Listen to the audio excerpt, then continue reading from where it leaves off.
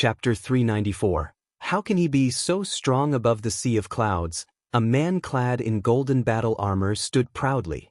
He had a strapping figure and exuded an aura of domination. Clutching a long spear, his golden armor radiated a brilliance that reached thousands of meters.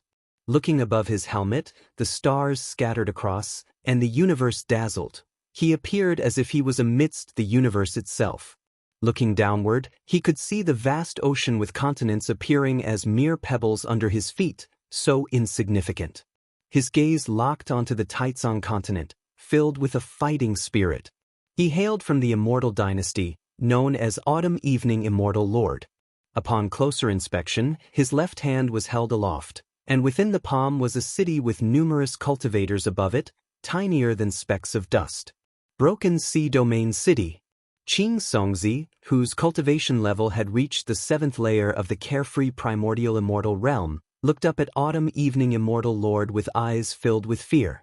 This domain master of the Broken Sea had never felt so weak. He who ruled over all beings in his domain now felt only panic, unable to maintain the demeanor of a domain master. What do? We can't escape at all. What realm is this guy in that he can suppress us all with a single palm? Autumn Evening Immortal Lord. I've heard of his legends. He surpassed the carefree primordial immortals centuries ago. In his youth, he was unrivaled among his peers. The immortal dynasty is too presumptuous. Aren't they afraid of Shengtian coming back? We should have eradicated the immortal dynasty long ago. The successive Shengtians were too benevolent. Cultivators in Broken Sea Domain City discussed anxiously as despair spread throughout the city. Autumn Evening Immortal Lord did not glance at the city in his palm. His focus remained steadfast on Taizong continent, waiting for the Holy Court Holy Sword to make a move. If he could slay the Holy Sword, he would gain immense chi fortune. He had investigated. The Holy Court Holy Sword had not received the chi fortune of the Holy Court, making him an easier target without the protection of the chi fortune of the Holy Court. He patiently waited as he had set a deadline in his mind. If the Holy Court Holy Sword did not appear by the time, he would have no choice but to annihilate the Broken Sea domain. For him, a born immortal spirit, slaying numerous beings did not evoke any guilt, just as humans may feel disgust but rarely guilt when stepping on a horde of insects. All beings within the Broken Sea domain could look up and see his immense projection. This was a divine skill with immense oppressive force, aimed to crush the spirits of the masses and kill any intent of resistance. Facing his figure that seemingly dwarfed the heavens and the earth, most beings felt intense fear.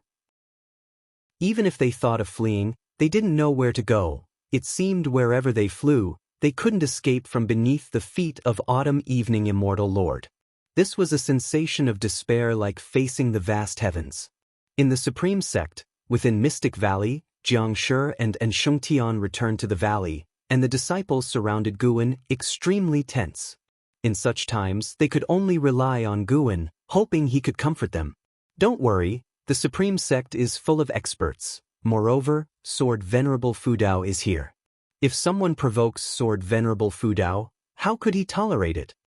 Guan spoke, alleviating some of the disciples' tension, but some still harbored concerns. Master, is Sword Venerable Fudao really still here? Although there is indeed a vast sword intent on the heavenly repair platform, he hasn't made a move in many years. A disciple said worriedly, immediately causing other disciples to echo his sentiment, and panic spread once again. Guan continued to comfort them verbally while considering in his heart how to deal with this Dao Void mysterious immortal. How dare this guy show such a form and openly challenge him in front of everyone? Then Guan must also defeat this man assertively in front of all beings. It's been too long since he last acted. It's about time to remind the disciples of his existence. This time he wouldn't use swordsmanship, opting for something more spectacular. After calming the disciples, Guan turned and walked toward the transmission array platform. When he teleported to the 3rd Medicine Valley, as soon as his right foot touched the ground, he began to unleash his divine skills. Ji Xiaoyu first turned her gaze towards him, but a moment later, she was captivated by the anomaly in the sky. Rolling dark clouds spun violently, and a massive wind surged between heaven and earth as an immense oppressive force descended. Countless beings instinctively looked up only to witness a moment they would never forget. The sea of clouds in the sky formed a cyclone that kept rising as if intending to sweep into outer heaven. As the remaining clouds ascended, more of Autumn Evening Immortal Lord's majestic figure was revealed. However, this time, the beings did not fear his figure because a yet larger presence appeared. That was the sky's zenith. A huge disk, swirling with gray mist, expanded while rotating, quickly overshadowing the top of Autumn Evening Immortal Lord's head. Autumn Evening Immortal Lord's true form looked up as his immense projection did likewise, his face showing fear. The ultimate primordial disk. This was a great divine power inherently possessed by the primordial ultimate body, supremely overbearing. Guan had never used this great divine power in reality before. As the ultimate primordial disk began to coalesce, the vast oppressive force engulfed Autumn Evening Immortal Lord, leaving him unable to escape. How is this possible? What is his cultivation level? Autumn Evening Immortal Lord thought with a pounding heart. He was a Tao Void Mysterious Immortal, and the Holy Court Holy Sword had never demonstrated the power of a Tao Void Mysterious Immortal in the reports from the Immortal Dynasty. The Holy Sword's strength was regarded as between the Divine Immortal of Wondrous Dharma and a Tao Void Mysterious Immortal. Even if it reached the level of a Tao Void Mysterious Immortal, it shouldn't surpass his own. He was a Tao Void Mysterious Immortal of the 7th layer. But right now, he finally realized how terrifying the cultivation level of the Holy Court Holy Sword was. Not even a divine thought true immortal could possess such exaggerated oppressive power. He could not escape, nor could he speak, and even his divine sense and primordial spirit could not leave his body. Fear and despair swiftly occupied his heart, and his eyes were full of terror. Under his gaze, the ultimate body of the primordial talisman successfully condensed, and the gray disk was covered in dense patterns, as if it hid a vast world, awe-inspiring to behold. The projection of the Sun and Moon Netherworld Emperor was immensely large, towering over everything, making all else seem insignificant, yet under the ultimate body of the primordial talisman, he appeared less so. The ultimate body of the primordial talisman seemed to cover the entire great heavenly spirit land.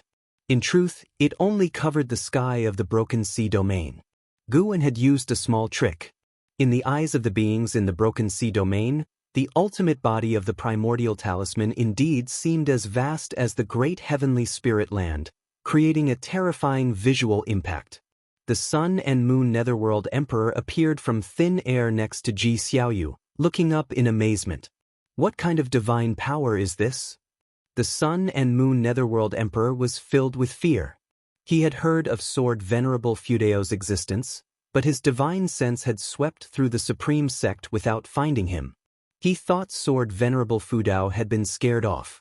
Now, it seemed that their cultivation levels were too different, and he simply couldn't detect where Sword Venerable Fudao was, or who he was. Perhaps Sword Venerable Fudao had appeared before him, and he had failed to see through him. The thought made him shiver with dread. Standing beside him, Ji Xiaoyu did not respond. She too had never witnessed this divine power, and her heart was filled with shock. Just how powerful was Sword Venerable Fudao? She had already recalled memories from her past life, where in the 7 Stars spirit realm, Sword Venerable Fudeo's demonstrated strength was far less than it was now. She had then looked forward to Sword Venerable Fudeo's future, but now, it seemed she had underestimated him.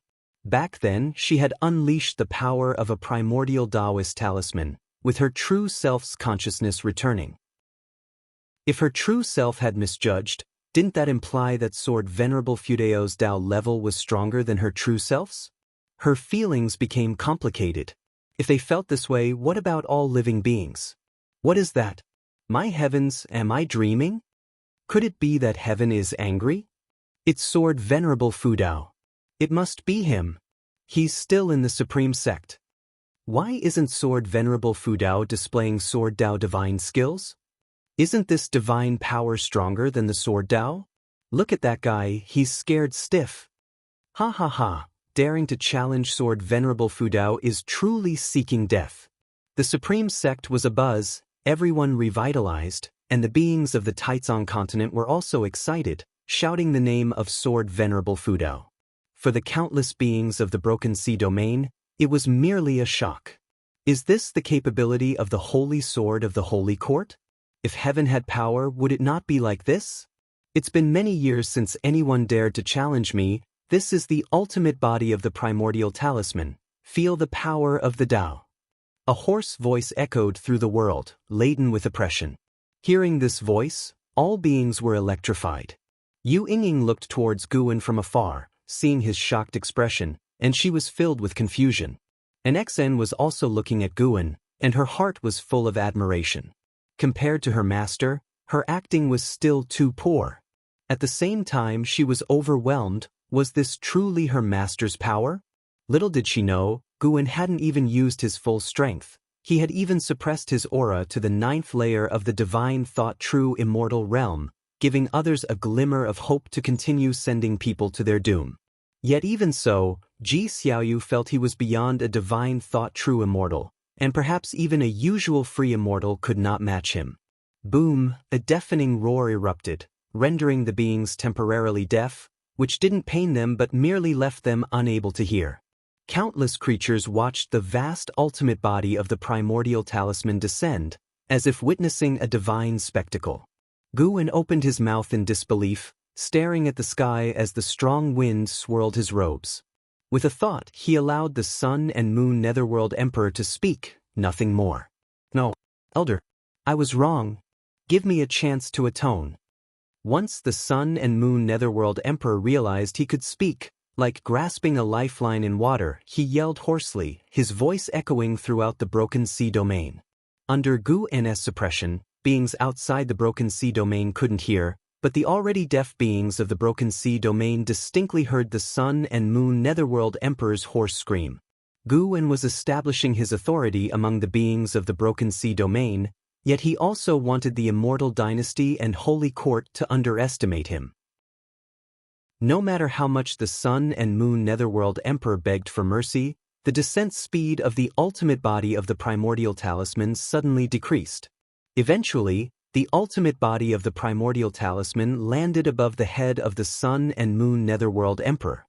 Almost instantly, the projection of the Sun and Moon Netherworld Emperor was annihilated, and his true self felt an incredibly terrifying suction force. The main city of the Broken Sea domain he held was yanked out, crashing into the ocean, leaving the cultivators there wide-eyed. They would never forget this scene in their lifetimes. How could he be so powerful? Qing Songzi muttered to himself, suddenly realizing why Sword Venerable Fudao had declined the offer of the Qi Fortune Fruit position, and why the Holy Minister had agreed. Chapter 395. Fame Shakes the World. The Apex Talent. The Supreme Primordial Great Disk hung high above, much like the highest and supreme Tao suspended above all living beings. The true form of immortal Lord Qiushi was drawn into the Supreme Primordial Great Disk, so filled with despair and helplessness, devoid of any means of resistance. As he disappeared into the Supreme Primordial Great Disk, the rumbling of heaven and earth continued unabated, causing the entire Broken Sea domain to tremble as if the apocalypse had arrived. Moments later, a prompt appeared before Guan's eyes. You have successfully slain immortal Lord Qiushi, Tao Void Mysterious Immortal Realm Level 7, 340,876 years of lifespan. Not bad, it saves half a month's labor. Although Guan thought this, the look of shock remained on his face. That was his belief. The acting had to be thorough. The Supreme Primordial Great Disk did not vanish immediately but continued to hang in the sky for the adoration of all beings. Because the Supreme Primordial Great Disk was so immense, the patterns on it were so clear to all beings, those images seemed to record ancient myths, which left the beings in awe. After a long while, the wind between heaven and earth began to calm, and a majestic gray fog emerged around the Supreme Primordial Great Disk, drowning it in splendor, and the sky darkened. Only then did the beings regain their senses, instantly stirring with excitement. The oppressive might of immortal Lord Qiushi had completely vanished. Did this not mean that Sword Venerable Fudao had slain him? Unbelievable! Immortal Lord Qiushi had appeared daunting and formidable, like the wrath of the vast heavens, and the mortal spirits could only tremble. Even with Sword Venerable Fudeo's intervention, they had expected an earth-shattering great battle, yet it ended with one-sided suppression. Tyrannical. Invincible.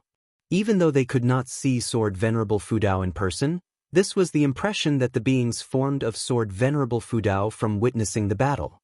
The sky gradually brightened, and the dark clouds began to disperse, leaving no trace of the supreme primordial great disk as if it had never appeared.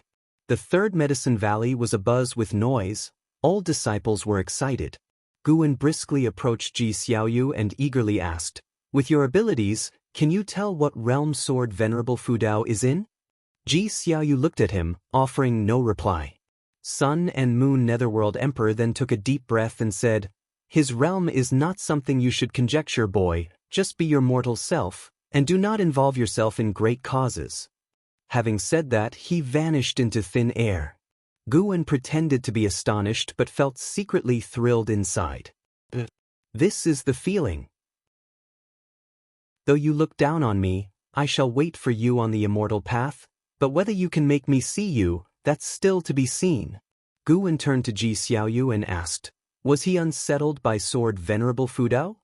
Ji Xiaoyu nodded and said, "Indeed, Sword Venerable Fudao is powerful.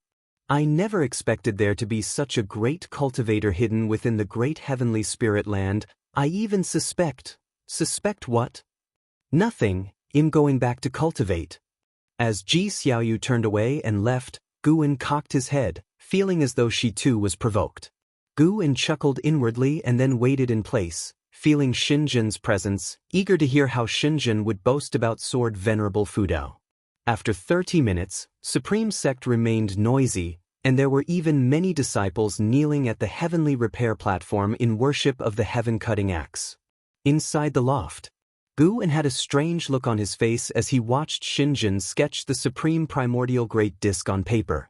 He had a very subtle feeling that someone was spying on his path, and that person was Xinjian. That is to say, Xinjian's drawing concealed mysteries. He also pondered another question. If he could feel Xinjian spying, then could the ancient beings depicted in her previous drawings sense her too? There was a time before when a drawing suddenly destroyed itself. Was that perhaps a warning? How about it? Impressive, right? Xinjian saw Guan silent and proudly asked. Guan looked up at her and asked, "Aren't you afraid of displeasing Sword Venerable Fudao?" Xinjian waved her hand and said, "How could that be? Sword Venerable Fudao guards the Supreme Sect, and now I too am a disciple of the Supreme Sect. He is practically my martial master. How could he mind such things?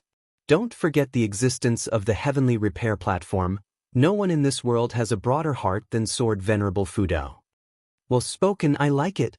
Guan then joined in the praises for Sword Venerable Fudao, catching Xinjian in the act, who had long admired Sword Venerable Fudao, and today's battle had awakened the fervor hidden deep in her heart.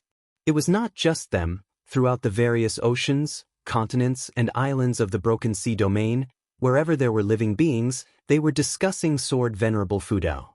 They preferred the name Sword Venerable Fudao over the Holy Court's Holy Sword. Moreover, the title of Holy Sword had been unilaterally announced by the Holy Court, and they had not heard of Sword Venerable Fudao accepting this title. The commotion at the Broken Sea domain was great, and even though Guan tried to contain it, the prior activities of the Autumn Evening Immortal Lord had already spread, causing various sects to start sending people to investigate. The impact of this battle was far from over. It continued to spread over the following years. The Autumn Evening Immortal Lord was no ordinary being. He was the highest realm faller of the Immortal Dynasty.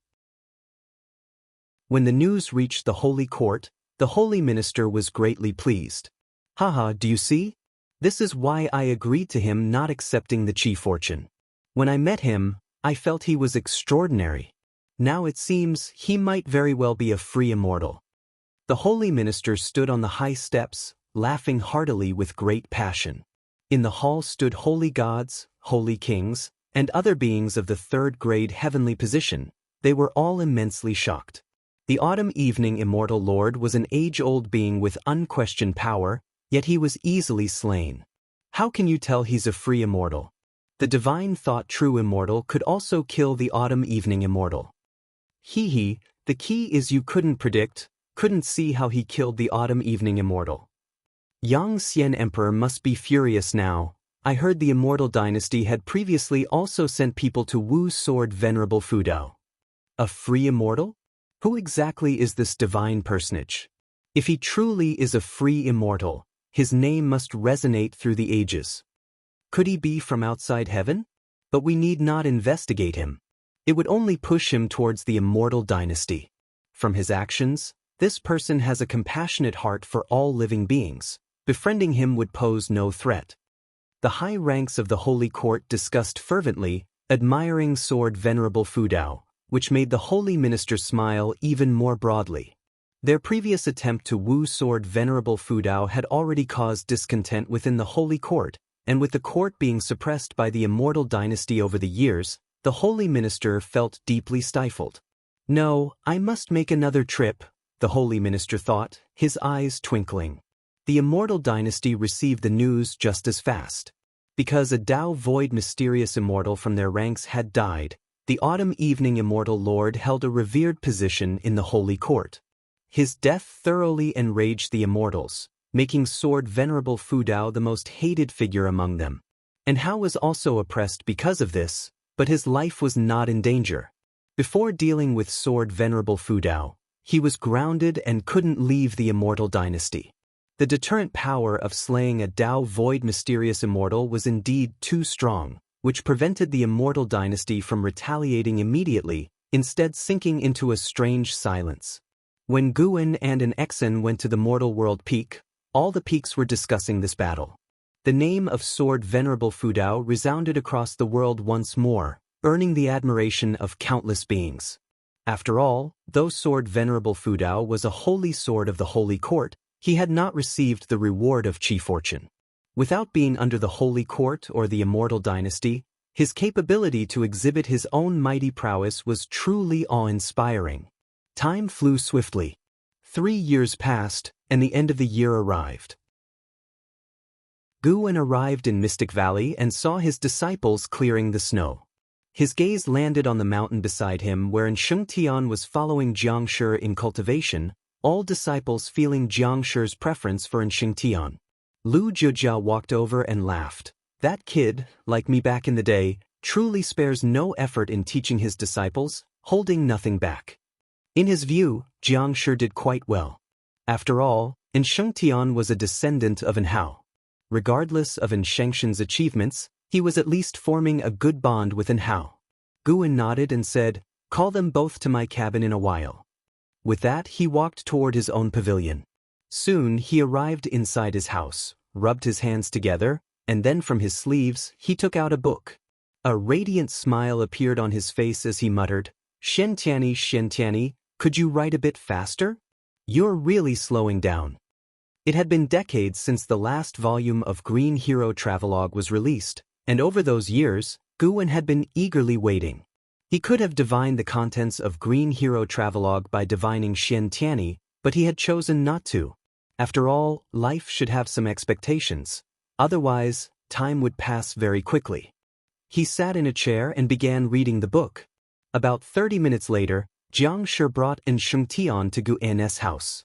20-year-old Shengtian had even more of Hao's demeanor. Their facial features were nearly identical, which was probably why Si Yenner had relented. There had been other descendants of the Yin family asking her, but she had refused them all. Both of them bowed to Guan. And Shengtian curiously looked at Guan. Since entering the valley, this was the first time Guan had summoned him. Although he didn't think the nascent soul realm was very impressive, Jiangshi always mentioned Guan was no ordinary man, which made him quite curious about Guan. Jiangshi looked at Guan, his eyes concealing none of his admiration. Thinking back to that majestic scene 3 years ago, his heart surged with emotion. What loose immortal! Master must be sword Venerable Fudao. No one in the entire Supreme Sect knew about sword Venerable Fudao's hidden identity, yet Guan hid his cultivation. It was too coincidental. Shengnan, have you felt any discomfort lately? Guan asked, his face wearing a gentle smile. He had laughed aloud when he first heard the name Shengtian. This young man wanting to surpass and how? How could that be possible? Not to mention the talent, Guwen would never allow his proud disciple to be surpassed by a junior. No matter how many strong and talented individuals he had seen, and how still remained his proudest disciple in Gu An's heart, even compared to the absolute geniuses in Lu Han and Long Zhan's memories, and how lost to no one. He calculated the days, and how was getting closer and closer to the Nirvana realm. After receiving the heavenly Tao inheritance in the Holy Court, and how's cultivation had surged like floodwaters through a broken dam, unstoppable in its growth.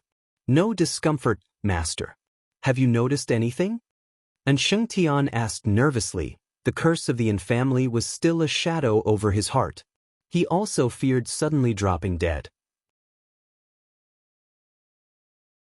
Chapter 396. The Origin of the Surname and Figures upon the River of Destiny. Watching the utterly nervous and Sheng Tian, Guwen reined in his smile and said, "You can only live to 25.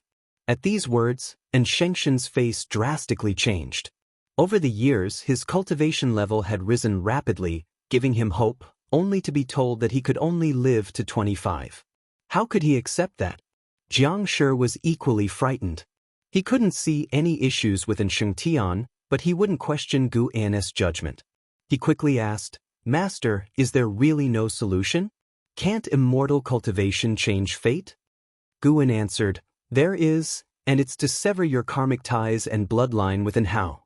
By doing so, from now on, the infamily will forget you as if you were never born into their world, though those unrelated to the infamily could still remember you." And Sheng Tian was stunned, and Jiang Shi was also scared. What kind of method was this? Jiang Shi, recalling that Guwen was sword venerable Fu Dao, immediately calmed down, while Sheng Tian grew curious about the real identity of Guwen. "Sever them, then sever them, I am willing." And Sheng Tian gritted his teeth. Although, over the years, under Jiang Shi's guidance, his hostility towards Hao had waned, he still didn't acknowledge Hao in his heart. In his view, Hao's bloodline was far from a glory but a shame instead. Guwen said, "Think about your deceased father, your grandfather, and also your mother, your sister. They will all forget you." And Sheng Tian opened his mouth but couldn't be as resolute as before. Guwen had Jiang Shi make tea for him. He wanted to see what decision Sheng Tian would make. Although Jiang Shi wanted to interject, he understood the meaning behind Gu An's instruction to pour tea. He was to stay out of it. And Sheng Tian clenched his fists, his mind filled with memories of time spent with his family. Unwilling. Why should he? Suddenly, Sheng Tian decided to accept his fate, just like the two words left by Hao. Resigned. But when he thought of the deep hatred born from his father's and grandfather's blood, he couldn't convince himself. How could he protect his living family members without strong cultivation? Just as Guwen was about to lift the tea that Jiang Shi had brewed, Sheng Tian said solemnly, "Sever. I must sever. I need to become stronger. Even if they forget me, I must have the strength to protect them. They may not remember me, but as long as I remember them, that is enough." A look of gratification flashed in Gu An's eyes. At least for now, Sheng Tian thought more about protecting his family rather than revenge. He didn't oppose Shengshen's desire for revenge, but he hoped that revenge wouldn't be the sole purpose of Shengshen's life. Guwen drank the tea in one go and then stood up, his gaze falling upon Sheng. The gold pattern on his forehead began to emit a golden light, as if an eye had appeared on his forehead, leaving Sheng Tian and Jiang Shi wide-eyed. Boom! The scene around them abruptly changed, removing the pavilion's furnishings from their view, and they found themselves in a space that was surreal and eerie. The two instinctively turned their heads but could see nothing. They just felt an inexplicable panic. Guwen picked up the fate-determining pen, pointing it at Sheng Tian. Sheng Tian had seen the fate-determining pen before and hadn't thought much of it, but at this moment, it seemed so terrifying. Jiang Shi felt the same, and looking again at the crown on Gu An's head, he also felt its extraordinary nature. Could it be that his master was a treasure all over? His eyes were full of awe and fervor, wishing he could prostrate himself to his master right there. To cultivate under such a powerful figure, he felt so fortunate. "Are you ready, Sheng Tian?" Guwen asked emotionlessly, causing Shengshun's throat to bob. I forgot to tell you, Guwen said, the N in your family is taken from my name. Even if the N family forgets you, as long as you follow me, you will never be separated from the N family. These words made Shengshun's eyes widen in disbelief. Soared Venerable Fudao. And Sheng Tian felt like he had been hit by a pleasant surprise.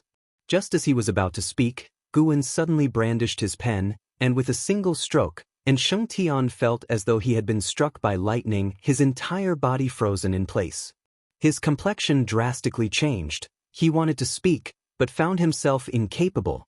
He could feel something being shed from him. No, being abandoned. An endless tide of loneliness overwhelmed him, and he fell into an unprecedented fear, his eyes unexpectedly brimming over with tears. At that moment, he was like a lost child, wanting to crouch down and hold himself. Your talent may not equal Hao's, but can your will surpass his? Gu Anna's voice reached him, like dawn's light chasing away the darkness from Shengshun's inner world.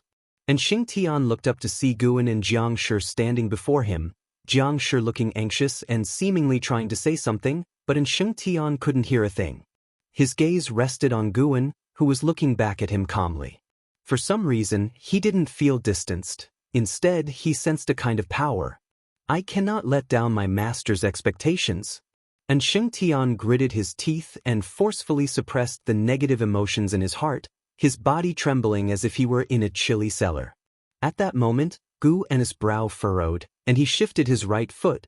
Suddenly, an explosive burst of demonic qi enveloped the surrounding space. Jiang Shi turned his head, looking towards Guwen with astonishment. Guwen remained silent, waiting for the threads of Shengshun's fate to be stripped away. Aren't you afraid of the heavenly Daos backlash, Taoist friend, for changing the fate of a person entangled with the karma of the heavenly Tao? An indifferent voice came from outside the demonic qi, startling Jiang Shi into hastily turning around. How could there be someone else? Guwen lifted his head, his gaze piercing through the demonic qi, crossing the void, to peer into another mysterious and dark space. Within it flowed a magnificent river emanating radiant auroras, neither its source nor endpoint visible. The River of Destiny. A figure stood atop the River of Destiny. The figure shone with a silvery light, with only their silhouette discernible. Guwen couldn't see through to their true form, but he could sense the other had locked onto his position. He had already employed the supreme concealing void technique, rendering the space around him impenetrable to peering eyes. Thus, he wasn't worried. Moreover, the River of Destiny was incredibly distant from him. The other party was merely communicating, with no intention of descending into the great heavenly spirit land. Do you wish to warn or stop me? Guwen asked. The voice of the silvery figure carried through. I intend to warn. I drift within the River of Destiny and cannot descend upon the world. You need not worry. I can see that you, Taoist friend, have stepped onto the way of cause and effect. One day, we shall meet. I will await you by the River of Destiny. Guwen seemed to think of something. His expression turned strange as he continued to ask, May I know the name of my Taoist friend? I have no Taoist title, only a common name, which is likely unknown. My name is Lu Qiuxian. Hearing the name, Guwen fell silent. Jiang Shi didn't even dare to breathe too heavily. The River of Destiny. The way of cause and effect. And Lu Qiuxian. Just the sound of it was terrifying. Is this the world of the immortal path realm? While shocked, Jiang Shi felt an unprecedented ambition and resolve stirring within him. Chapter 397. The Escaper of the Heavenly Tao Lu Qiuxian. Guwen fell into silence, his thoughts drifting to Lu Han within the reincarnation evolution. The turning point in Lu Han's life was the birth of Lu Qiuxian. With a talent that surpassed all others, the only thing Lu Han did before his death was to resurrect Lu Qiuxian in the River of Destiny. Listening to Lu Qiuxian's words, Guwen could feel his vicissitudes. It was hard to imagine the long and desolate years he had endured alone. Having all of Lu Han's memories, Guwen naturally felt differently about Lu Qiuxian. In his eyes, Lu Qiuxian was his son. Guan even speculated that the reason why reincarnation evolution came to be might simply be that it was originally real, just as the free immortal had to experience the reincarnation tribulation.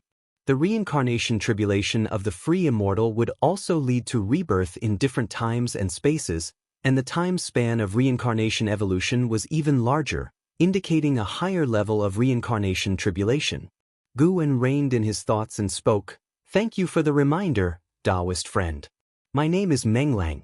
Should I have the chance to visit the River of Destiny in the future, we can discuss and exchange Taoist sorcery." Above the River of Destiny, Lu Qiuxian, emitting a silver glow, did not immediately respond. He stood there, like an afterimage, about to vanish into the torrent of destiny. After a while, "All right." Lu Qiuxian agreed and then disappeared into thin air above the River of Destiny. Gu N's gaze shifted to Shengtian, watching as he detached from the causality of the Yin family. Jiang Shi's mind wandered, curious about Lu Qiuxian's cultivation level. "Do not mention what just occurred to anyone, including Shengtian," Guan suddenly said. Upon hearing this, Jiang Shi hurriedly promised to keep the matter to himself. In fact, even without Gu An's instruction, he had no intention of sharing it with others. Witnessing such great power was his own fortune. How could he share it with others? Time continued to pass. And Shengtian was immersed in his own pain, unaware of what had just transpired. He could only make out the vague figures of Guan and another. He gritted his teeth and persisted as the memories of the Yin family in his mind became increasingly blurred, which frightened him. He could accept the Yin family forgetting him, but he could not forget them. If both sides forgot each other, they would truly become unconnected, which was not the outcome he desired. "Master, martial master." And Sheng'an gritted his teeth, his cry not for the valley master of Mystic Valley but for Enhao's master, sword venerable Fudao. "Focus your mind. As long as you miss them enough, you won't forget." Gu N's voice followed. He had his own motives, deliberately tempering Shengtian, hoping Shengtian would hold family ties in the highest regard to prevent him from opposing Enhao in the future. In his heart, Enhao was definitely more important. Without Enhao, there would be no Shengtian. Hearing Gu N's words, Shengtian persisted. Suddenly, with a boom, blood flame abruptly ignited on him. His body curled up and trembled incessantly. Guan raised his right hand, and a dark purple medicinal herb appeared, promptly turning into powder that hovered in his palm, forming a whirlwind. Jiang Shi couldn't help but fix his gaze on the whirlwind in Guan's palm, curious about what Guan was about to do. Guan then swung his palm toward Shengtian. As the palm struck out, Shengtian's flesh instantly dispersed, leaving only a skeleton behind, which startled Jiang Shi. Before he could utter a word, a dark purple mist surrounded Shengtian, quickly enveloping him and covering the skeleton. Jiang Shi looked intently, his hands clenched into fists inside his sleeves, his heart in turmoil. Fearful that Shengtian would die right there. The scene was too frightening. Flesh had dispersed in an instant. Could a person still live? The dark purple mist soon submerged the skeleton, billowing and slowly forming the outline of flesh. "That is..." Jiang Shi's eyes widened, his expression one of astonishment. Guan remained expressionless. This was a 9th-tier medicinal herb, which he had acquired at great cost. It contained vast spiritual energy, making the molding of a flesh body not challenging, as long as Shengtian's life force was controlled. If his soul had not left the body, it would be manageable. A new life and destiny, what path will you take from here? Guan wondered to himself, also contemplating whether Shengtian's maximum lifespan would increase. If it could, this act would also be a method of defying the heavens and changing one's fate. Inside the attic, Guan sat in a chair, his eyes filled with disappointment. Shengtian, Foundation Establishment Realm 8th Floor 20/350/5000. His cultivation level had increased, as had his lifespan, but his maximum lifespan had not. That is to say, replacing bloodlines was not a way to change maximum lifespan. The concept of maximum lifespan became even more complex in Gu An's eyes. Luckily, Shengtian was considered as having defied fate, breaking free from the destiny of the Yin family. Master, may I take him down? Jiang Shi, holding in Shengtian and wearing an anxious expression, asked. And Shengtian was covered in a robe for modesty and had not yet awakened. Guan nodded, and Jiang Shi sighed with relief, signaling that Shengtian was already out of danger. He immediately carried Shengtian away. After leaving the house, he also closed the door behind him. Guan then began to ponder about Lu Qiuxian. After Lu Han was executed by the Black Profound Emperor, how did Lu Qiuxian survive? There must have been many stories behind it. Meanwhile, thousands of miles away from the Supreme Sect, carriages progressed across the mountains. Si Yenna was meditating on the floor of a carriage when she suddenly opened her eyes, frowning. What's going on? This feeling, what exactly is it? Why can't I remember? Si Yenna mumbled to herself, experiencing an inexplicable sense of emptiness within her. In the carriage behind her, a mother and daughter felt the same, clutching their chests in silence, sinking into an indescribable sadness, without understanding what was causing their grief. And Hao, who was far away in the immortal dynasty, sensed it too. He abruptly opened his eyes, his brows furrowed in concern. He looked towards the setting sun in the distance, his gaze filled with confusion. He sat meditating on a cliff, his body entwined with chains of golden light, unable to stand up. Who is trying to sever the karma with me? And Hao wondered in surprise, having delved into the way of cause and effect since he had received the legacy of the heavenly Tao. However, his understanding of the way of cause and effect was still weak, lacking the power to deduce its mysteries. As he couldn't figure it out, he attributed the penalization to the immortal dynasty, deciding not to dwell on it and continued his path enlightenment. Oppressed by the immortal dynasty, he did not panic, knowing that as long as his martial master was there, the immortal dynasty would dare not act rashly. He was also astonished when he heard that his martial master had slain Autumn Equinox immortal lord, having met the man whose formidable aura had made a substantial impression. It was unimaginable to Hao that such a powerful being would be powerless before his martial master. He found that no matter how powerful an entity he encountered, how profound a force's heritage was, those seemingly invincible and unconquerable beings were like nothing before his martial master. He could not fathom just how strong his martial master truly was. He even looked forward to how the encounter would unfold if Yang Xian Emperor, the current publicly acknowledged #1 under the heavens, were to face his martial master. He believed his martial master could also be the first under the heavens. Thinking of his martial master's strength, Hao cast aside his distractions, feeling a surge of fervor. He wanted to catch up to his martial master as soon as possible. As the days went by, New Year's Day arrived in the blink of an eye. At dawn, Mystic Valley began preparing for the festival. And Shengtian was chopping wood in the forest, his hair tied high at the back of his head, revealing his stern features. A female disciple approached holding a teapot, looking at Shengtian hesitantly. "Senior brother, are you tired? Would you like some spiritual tea?" She observed Shengtian, her expression turning timidly coy. Shengtian turned his head with a smile, like ice melting away. He said with a laugh, "As a Foundation Establishment Realm cultivator, how could I be tired? However, I cannot refuse junior sister's kindness. Just leave it there, and I will bring the teapot back for you." The female disciple was about to say something when the bushes rustled, and a white deer darted past them. A male disciple chased after it, not daring to glance at Shengtian and the female disciple, fearful of interrupting them. Shengtian looked up and couldn't help but smile. Somewhat vexed but not wanting to bother her senior brother further, the female disciple resignedly placed the teapot down and left. Inside Mystic Valley, Guan stood shoulder to shoulder with Shenzhen, admiring the landscape of the medicine garden. "Now that we're here, tell me, why did you want to come and see this place?" Guan turned his head towards Shenzhen and asked. Shenzhen's gaze wandered as if searching for someone. She murmured, "No, this isn't right." "What's not right?" Guan asked, puzzled. Ever since he had met her that day, he felt something was off about her, as though she was always in a daze.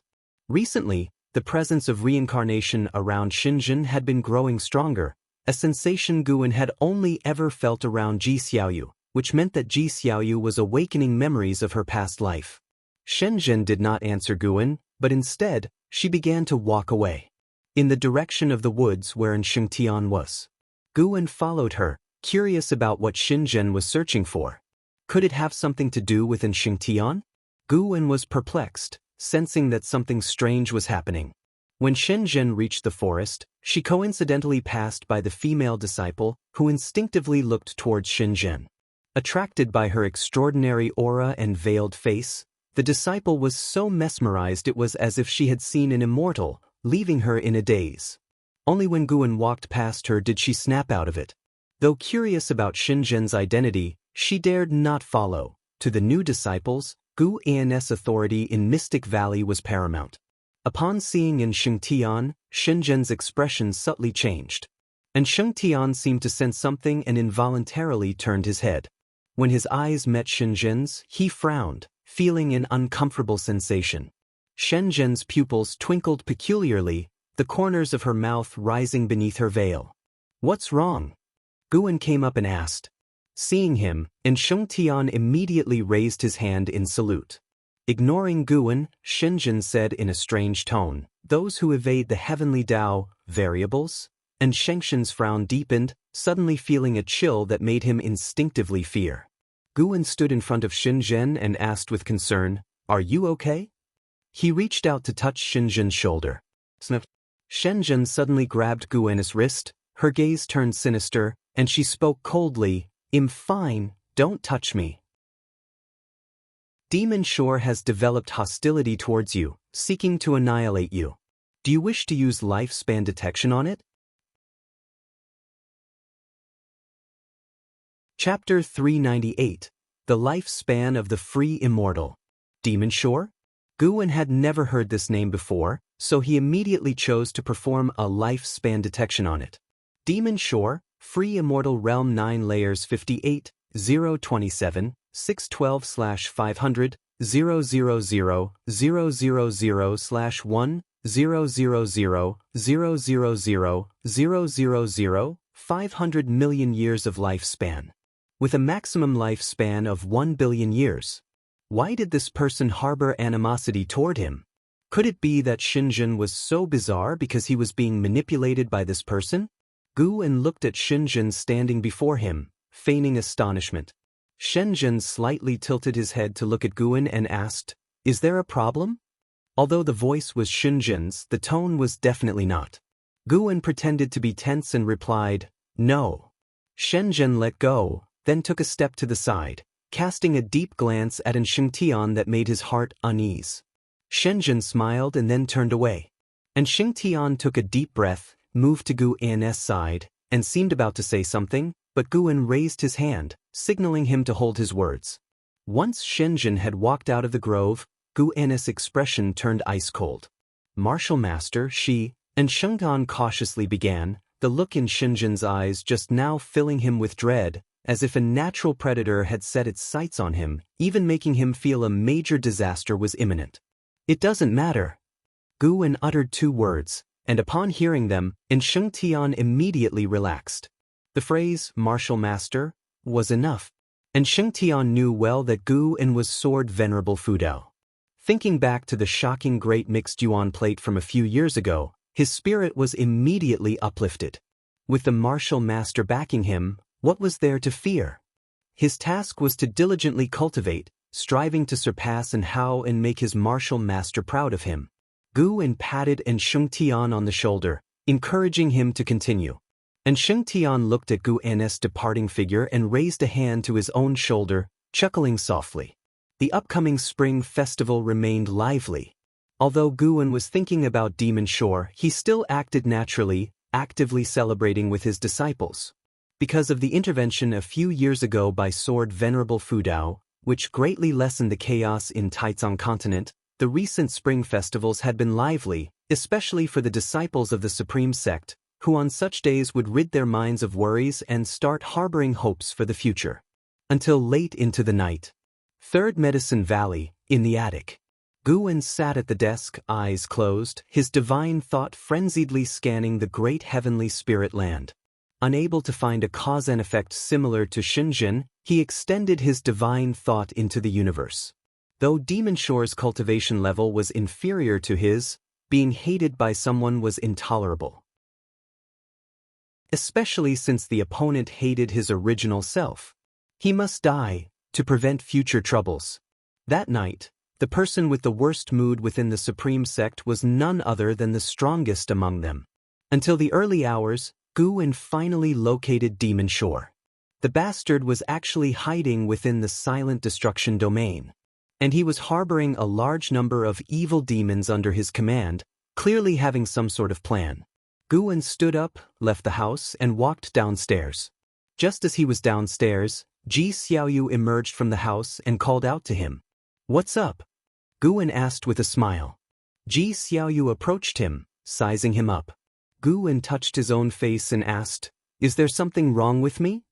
Ji Xiaoyu stared into his eyes and said, "There's a sense of death about you. Have you been marked by something corrupt?" Groom feigned nervousness as he asked, "Really? Don't frighten me." He knew Ji Xiaoyu was not wrong in her feeling. Ever since being targeted by Demon Shore the day before, a causal bond had latched onto him and was growing stronger.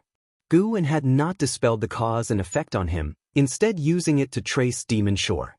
"Perhaps it's just my imagination," Ji Xiaoyu suggested, seeing his panicked reaction. She was puzzled inside. What on earth had happened to Groom?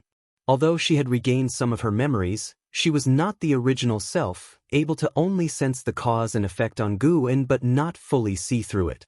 "Always scaring me, later when I go out, he'll be worried the whole way," Groom complained sullenly. "Then don't go out." Puzzled, with your current resources inexhaustible, why do you still take charge of so many medicine valleys? You don't understand, this is life. To be human, one needs to do things to feel grounded. Humph, you're definitely hiding secrets. Don't you follow me? If I catch you, we are through. This is called privacy rights, understand? Who gave you privacy rights?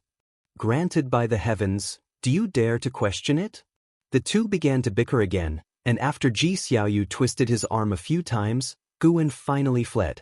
Ji Xiaoyu watched his retreating figure, her brows furrowed deeply, her heart filled with worry, sensing that Groom was heading for great trouble. Groom headed toward the transmission array platform, along the way seeing Long Qing heading out of the valley. "Going out to box again?" Groom asked with a smile. Long Qing, who had been practicing with Shenxinzi for years, had reached a horrifying level of physical strength. His chi blood was so powerful it even surpassed the void-crossing realm. Sadly, his body contained not a trace of spiritual power. Long Qing stopped in his tracks, faced Groom, and nodded slightly. He revealed a proud expression and said, "In half a year, my second martial master will take me out to hunt demons. I will be able to fight to my heart's content." Groom did not admonish him, merely nodding before expressing a few words of concern and letting him go. Watching Long Qing walk away, Groom thought of Shengtian.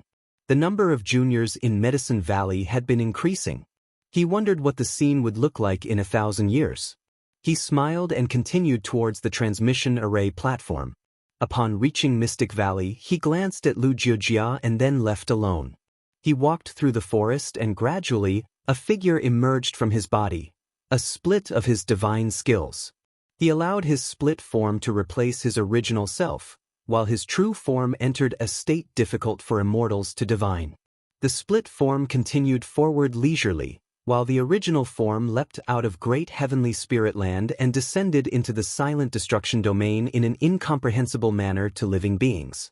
In the depths of the silent destruction domain, where it was incredibly dark without stars, just swells of dense fog as if from the primordial chaos, suffocatingly oppressive. In the darkness stood a city, silent and hanging, resembling a giant armored beast. The surface of the buildings had sharp, towering columns, frighteningly ominous.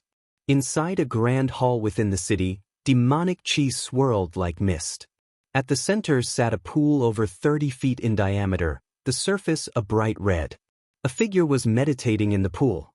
She was a white-haired woman, her body bare, with long hair cascading down her front into the waters. Her back was as white and smooth as jade, perfectly contoured. This was Demon Shore. She sat with her eyes closed, her face stunningly beautiful, except for a trace of wicked aura between her brows. Suddenly, she opened her eyes, exclaiming in surprise, "How did that boy's cause and effect get severed?" Lifting her right hand, she began to deduce. Just then, a hand landed on her fair shoulder. The touch made her Taoist heart tremble and her face drastically change. "Why are you looking for someone?" A raspy voice entered her ears, chilling her to the bone. How could this be? Demon Shore was terrified to find herself completely immobile, her mana almost frozen. She was a free immortal of 9 layers. How could she be so utterly suppressed? Could it be that the other party? Thinking of the legends, she resisted her fear and asked through gritted teeth, Who are you? If you can see great heavenly spirit land with her eyes, could you also hear certain things with her ears? Guan stood behind Demon Shore, leaning slightly forward. Enshrouded with a gray aura, his true appearance concealed, he looked mysteriously formidable. Hearing his words, Demon Shore carefully recalled. She quickly thought of Shenzhen, who often mentioned a person. Sword Venerable Fudao. Her impression of this person was very deep, deeming him a possible free immortal. But she had not calculated against Sword Venerable Fudao. Though free immortals differed, she was one who had stepped into reincarnation tribulation, even if not yet successfully, but at least she was trying. Sword Venerable Fudao, why? The longer Gu's hand pressed down, the more frantic she became. In her perception, Gu's Dao level was unfathomable, and compared to his, her way of cause and effect was insignificant. Guan could feel her fear. He deliberately gave her time to experience panic, fear, and regret. After all, Guan had been worried about her hostility all night. Killing her directly would be too lenient. He gazed down at Demon Shore, taking in her entire form. Nice skin. Too bad she provoked him. That Gu's gaze intensified as he furiously infused his divine thought into her body, impacting her soul, probing her memory. Demon Shore's body trembled, quickly settling into calmness. The grand hall fell silent, even the swirling demonic chi halted. After a long while, Guan withdrew his divine thought, exerting a slight force with his right hand. Demon Shore instantly turned into ash, a shockwave spreading that caused countless tiny stars to appear in the demonic mist. Those were the shattered remnants of Demon Shore's Tao. Guan pondered over Demon Shore's memories, filled with emotion. So the reincarnation tribulation held such mysteries. Demon Shore was not only reborn herself but also could choose a mortal for rebirth. Shenzhen was her choice, and she chose him after he had grown up. The reason for choosing Shenzhen was his innate talent for the way of cause and effect and the uncertainties surrounding him. Demon Shore couldn't see why the uncertainties around Shenzhen originated, initially not even considering Sword Venerable Fudao. Until years ago, during the Supreme Chaos Disc, she confirmed that Sword Venerable Fudao was the uncertainties surrounding Shenzhen. She was surprised but not shocked. Until Shengtian appeared, using Shenzhen's body, she sensed its cause and effect and was instantly moved. She even wanted to usurp Shengtian's body. Thinking of the seductive she-demon becoming a man, Guan felt somewhat awkward. Fortunately, in Demon Shore's memories, she was always a woman. Otherwise, he would feel awkward seeing Shenzhen in the future. You have successfully seized 61,098,203 years of lifespan from Demon Shore, Free Immortal Realm, 9 layers. A prompt appeared before Guan, seizing over 60 million years of lifespan in one go. Not bad. Worthy of a free immortal. Would killing Taoist hidden immortals in the future bring in hundreds of millions of years of lifespan? Guan looked forward with anticipation, but for now, he did not want to confront Taoist hidden immortals. He would rather accumulate lifespan through medicinal herbs. It was safer to grow stronger unnoticed and avoid much hatred. Chapter 399 Supreme Demon Realm. The memories from Demon Shore were vast, and the greatest help to Guan was in her understanding of reincarnation tribulation. Reincarnation tribulation indeed allows one to be reborn into different times and spaces, even into the past, but whether it's the past or the future, the main Buddha's power cannot intervene. When the reincarnated being dies or exerts the power of the main body, it will be forcibly expelled back by the heavenly Tao. This reminded Gu Wen of the time when Ji Xiaoyu in the seven-star spirit realm had used the power of a primordial Taoist talisman and then quickly disappeared. It seemed she was expelled by the reincarnation tribulation. This deepened Gu Wen's understanding of the heavenly Tao. Heavenly Tao more closely resembles a collection of rules, and the grand Tao, meticulous and domineering. Gu Wen stopped pondering and turned her gaze toward the interior of the great hall. The hall was vast, yet there were many stark differences hidden within. Those huge stone pillars were also inlaid with numerous special spirit stones. This city was none other than Demon City. According to the memories of Demon Shore, there were many such cities in the silent destruction domain. Although there was no stronger existence above Demon Shore, all the demon cities were remnants of power left by the Supreme Demon Realm. The Supreme Demon Realm had once been extremely powerful, aiming to devour the great heaven and earth, but was later struck down by a mysterious entity that slayed the Realm Master, causing it to shatter. At that time, Demon Shore was not yet fully grown. 1,000,000 demons hid within the Demon City. Although these demons seemed no different from the heavenly demons to the creatures of the great heaven and earth, there were also many powers standing within the silent destruction domain, and they did not trespass into the territories of the blood prison great saint. Gu Wen decided to eradicate the root of the problem and eliminate all these demons. Whenever creatures from the great heaven and earth passed near the demon city, they never met a good fate. Demon Shore even dared to attack passing free immortals, though the free immortals had their own means to escape. The attacked free immortal was actually the ancient immortal emperor from the Immortal Dynasty. Approaching noon, Gu Wen returned to the Third Medicine Valley. He called up his attribute panel. Name, Gu Wen, lifespan, 650/1, 954, 210, 604, physique, mixed yuan refined void body, cultivation level, perfect Taoist hidden immortal realm. By slaying the 1,000,000 evil demons in the demon city, he gained nearly 500 million years of lifespan, making this trip an enormous harvest. Looking at his lifespan approaching 2 billion years, Gu Wen felt wonderfully good. Of course, the most important thing was that he had removed a source of worry. As Gu Wen encountered disciples along the way, he would smile and ask them a few questions, leaving the disciples surprised and honored. Now the number of disciples in the Third Medicine Valley exceeded 3,000, and many, even those who had reached the Foundation Establishment realm, were willing to stay. As the Supreme Sect grew stronger, the treatment in the Third Medicine Valley also continued to rise, even higher than that of many inner sect halls. The disciples all respected Gu Wen, not for his status or cultivation level, but because he treated each disciple without pretense. Even when they heard Gu Wen enjoyed reading common books, they found him all the more approachable since Gu Wen did not coerce the female disciples, and he was well regarded. When Gu Wen arrived at his pavilion, Ji Xiaoyu suddenly came out, her expression strange. "What's wrong now?" Gu Wen asked in feigned dejection. Ji Xiaoyu replied, "The death energy around you has disappeared.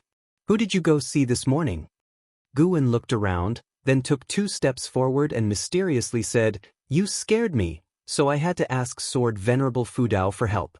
He cast a spell to keep me safe, at the cost of 300 years of my lifespan." Ji Xiaoyu believed the first part of his statement, but she couldn't help but roll her eyes at the last sentence.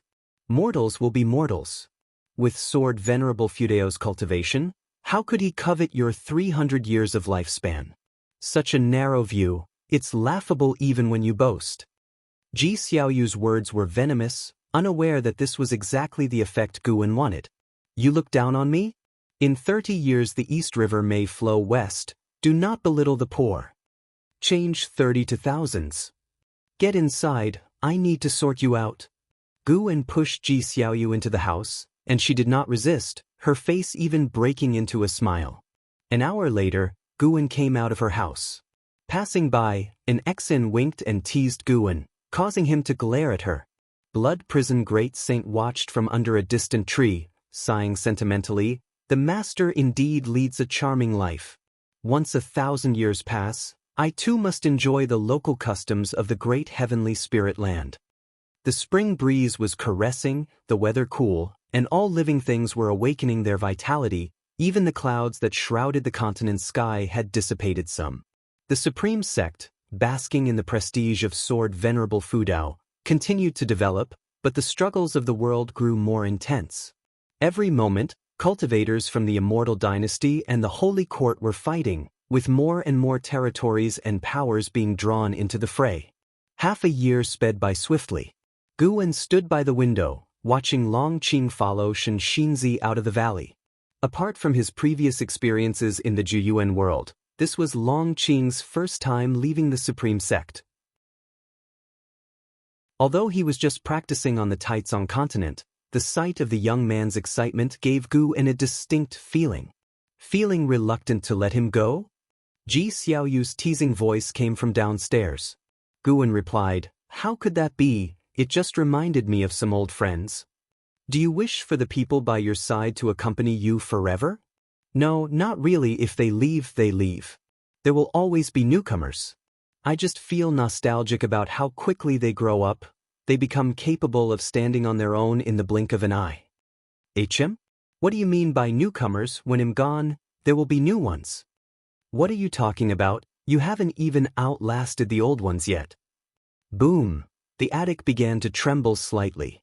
Outside the courtyard, the blood prison great saint, who was lying down asleep, turned his head. Such noise couldn't affect him. He was already used to it. An hour later, Guwen, accompanied by an Xian and the blood prison great saint, left the Third Medicine Valley. Today they were heading to Tianya Valley. On the way, an Xian spoke of the rising talents on the continent. From time to time, a peerless genius would emerge, and individuals like An Hao, Li Ye, and Wu Ju had already been forgotten by many, just as Guwen had once been unaware of Xian Tianyi. Guwen rode on the back of the blood prison great saint, holding a book in his hand, occasionally echoing an exit. He also paid attention to the recent happenings in the world. Compared to the world hundreds of years ago, the standard for genius had risen. The cultivators an Xian referred to as geniuses had cultivation levels at the very least within the void-crossing realm. Hundreds of years ago, those of the void-crossing realm were considered great cultivators, old monsters. Nowadays, the nirvana realm was no longer a secret known to just a few.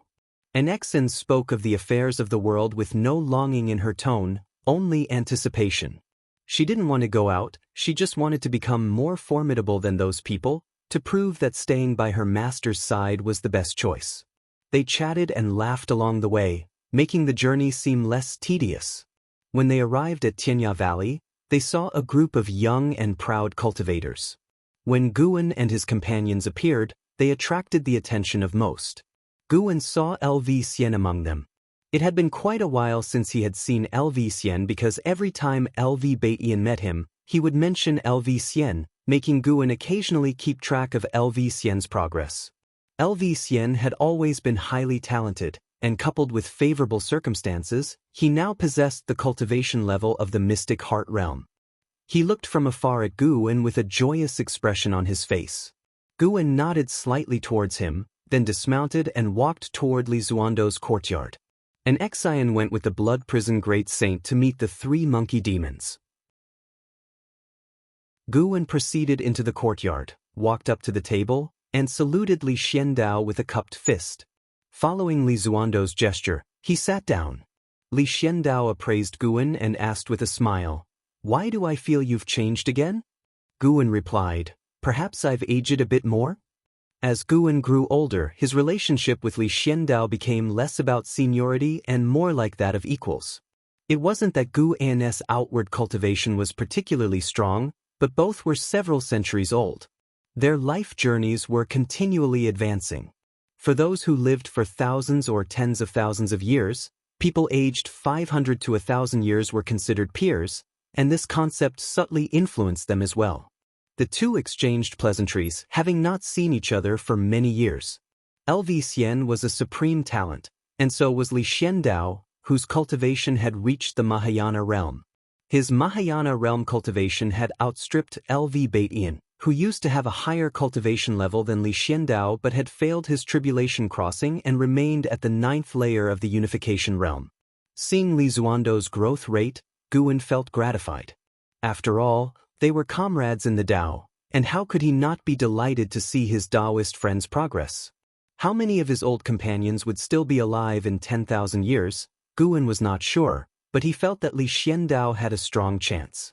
Ancient emperors of tens of thousands of years were not unheard of. Just look at the Yang Xian Emperor of the Immortal Dynasty, or Sheng Tian of the Holy Court, all of whom ruled for more than 1,000,000 years. After chatting for a while, Li Xiandao suddenly sighed. How many years will it take for the Taizong dynasty to become in existence like the Immortal Dynasty?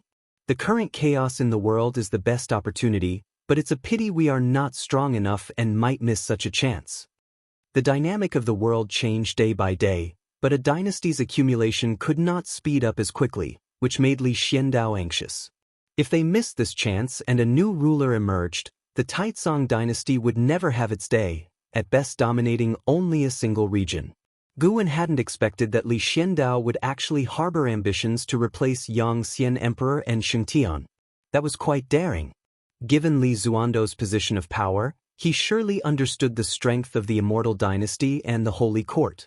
For others, faced with such a gap, they would only feel envious or awed. As for replacing them, how could one even think of that? What if this chaos lasts for many years? This is a chaos that affects the entire world. Compared to the world at large, isn't the Taizong continent minuscule? Guan consoled. Li Xiandao looked at Guan and suddenly asked, if there were a very powerful force that could aid me, but accepting their help could be a hidden danger in the future, what would you choose if you were the emperor? A very powerful force?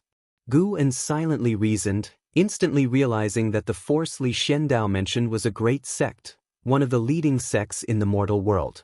They chose the Taizong dynasty with the aim of establishing a relationship with Sword Venerable Fudao. If they could control the Taizong dynasty, they would have better grounds and opportunities to contact Sword Venerable Fudao. In their eyes, Sword Venerable Fudao had the qualifications to contend against the Yang Xian Emperor. This was an indispensable force for them, aspiring to surpass both the Immortal Dynasty and the Holy Court. Without free immortals, how could one dream of unifying the world? After Guan had calculated the variables, he responded, it all depends on what you truly want, whether you wish for peace for the people of the world or if you desire to realize your own ambitions more. Chapter 400 Immortal Legacy All Living Beings. Aspirations. Li Xiandao fell into deep thought, and Guan did not offer his own opinion, since both choices had pros and cons for the common folk. To remain content with the status quo would invite future crises. To be discontent would make life harder for the current and future generations. Guan's protection of the continent's beings already showed his benevolence, but he would not worry about the daily lives of all living beings every day. In any case, when asked about worldly affairs, Guan's role was simply to provide options. The ultimate decision was up to Li Xiandao, with whom the consequences lay. Li Xiandao was lost in contemplation, and Guan did not disturb him. His gaze drifted outside the courtyard. LV Xian, who was instructing someone in their cultivation, glanced towards Guan from time to time. When their eyes met, Guan could tell he was excited. Guan was suspicious, but he was not in a hurry. He would discuss it with Li Xiandao later. Usually, he did not need to spend much time on cultivation, so his pace of life was slow. He was not in a rush about most things. He could handle them one by one. Li Xiandao was not forever lost in his own world. He came back to reality and started chatting with Guan about Li Ya. Li Ya was the link between the two, and speaking of him prompted more conversation. After an hour, Li Xiandao suddenly said, LV Xian has been talking about you non-stop. He specifically came back from overseas to see you, but insisted I come along. He wants to meet you but also fears you. What's that about? Guan pretended to be puzzled and asked, why does he want to meet me? And why would he fear me? That shouldn't be. Have I treated him poorly? While speaking, he looked curiously at LV Xian, who immediately smiled back at him. Li Xiandao stared at Guan meaningfully and said, Guwen, what kind of relationship do we have? There's no need to hide things from each other. Guwen's expression alternated between clouds and sunshine. He took a deep breath and said, "To be honest, there are indeed hidden relationships behind me. If I reveal them, I will be punished, and those who know will die." After saying this, he patted his shoulder. Li Xiandao immediately squinted his eyes and chuckled, "Then let's not talk about it anymore." Inside, however, his mind was in turmoil. This boy. Upon reflecting, Li Xiandao had an epiphany. After Guwen joined the Supreme Sect, Sword Venerable Fudao appeared, primarily active around areas close to Guwen. He recalled Li Ya's sudden surge in strength over the years which he could never explain. Now it all made sense. It seemed Guwen had arranged for Sword Venerable Fudao to look after Li Ya. Li Xuando's gaze towards Guwen heated up, making Guwen quite uncomfortable. Without guessing, Guwen knew what Li Xiandao might be planning. He did not clarify. If Li Xiandao wanted to act under the name of Sword Venerable Fudao, he did not mind giving Li a pat on the shoulder. It depended on whether Li Xiandao knew his limits. "You go meet LV Xian, I don't have other matters here," Li Xiandao said, waving his hand with a smile. Guwen stood up, bowed to him, and then walked towards the courtyard gate. Seeing him leave, LV Xian immediately greeted him and pulled Guwen towards a corner of Tianya Valley. "What's so secretive?" asked Guwen. LV Xian whispered, "I have something great, and it won't disappoint you." "Something great?" Guwen's interest was piqued, and he followed LV Xian away. LV Xian led Guwen into a cave, his personal cave. He had crafted it here in Tianya Valley for fear of being seen by others, setting up very advanced restrictions. After entering the cave, LV Xian activated the restrictions, isolating it completely. Guwen, feeling irritated, asked, "All this secrecy? Do we even have to hide it from His Majesty?" "Of course we do. If he knew, he'd go mad." LV Xian replied, his face displaying excitement. He then pulled Guwen into the deepest chamber of the cave, walked up to a stone table, and took out an irregularly shaped stone slab that seemed like a large fragment. At first glance, it appeared plain with no inscriptions or runes. As he set down the slab, Guwen suddenly understood something significant. His expression turned peculiar. The stone slab actually contained heavenly Tao destiny. Moreover, it was purer and more unsettling than the heavenly Tao inheritance obtained by an Hao from the Heaven sect. Its destiny emitted an indescribable oppressive force. Even Guwen, the Taoist hidden immortal, felt an instinctive wariness and a glimmer of desire. He wanted to possess this heavenly Tao destiny. Yet, as this desire emerged, his wariness grew. Something was off. Guwen looked at LV Xian and asked, "What is this?" He couldn't discern the cause and effect of this stone slab. This indicated that the origin of the slab was even stronger than the Taoist hidden immortal himself. At this realization, Guwen almost wished LV Xian would take this item away and keep it far from him. What kind of thing was this? Trying to harm him? LV Xian, with an excited smile, said, "This is an inheritance I stumbled upon. You might not believe it, but this contains the legacy of a true immortal, a real godlike immortal, not something any immortal dynasty or holy court could compare to." Immortal legacy? Guwen frowned. Neither Lu Han nor Long Zhan had encountered a real immortal through the ages, although they'd met many who claimed to belong to the immortal or divine race.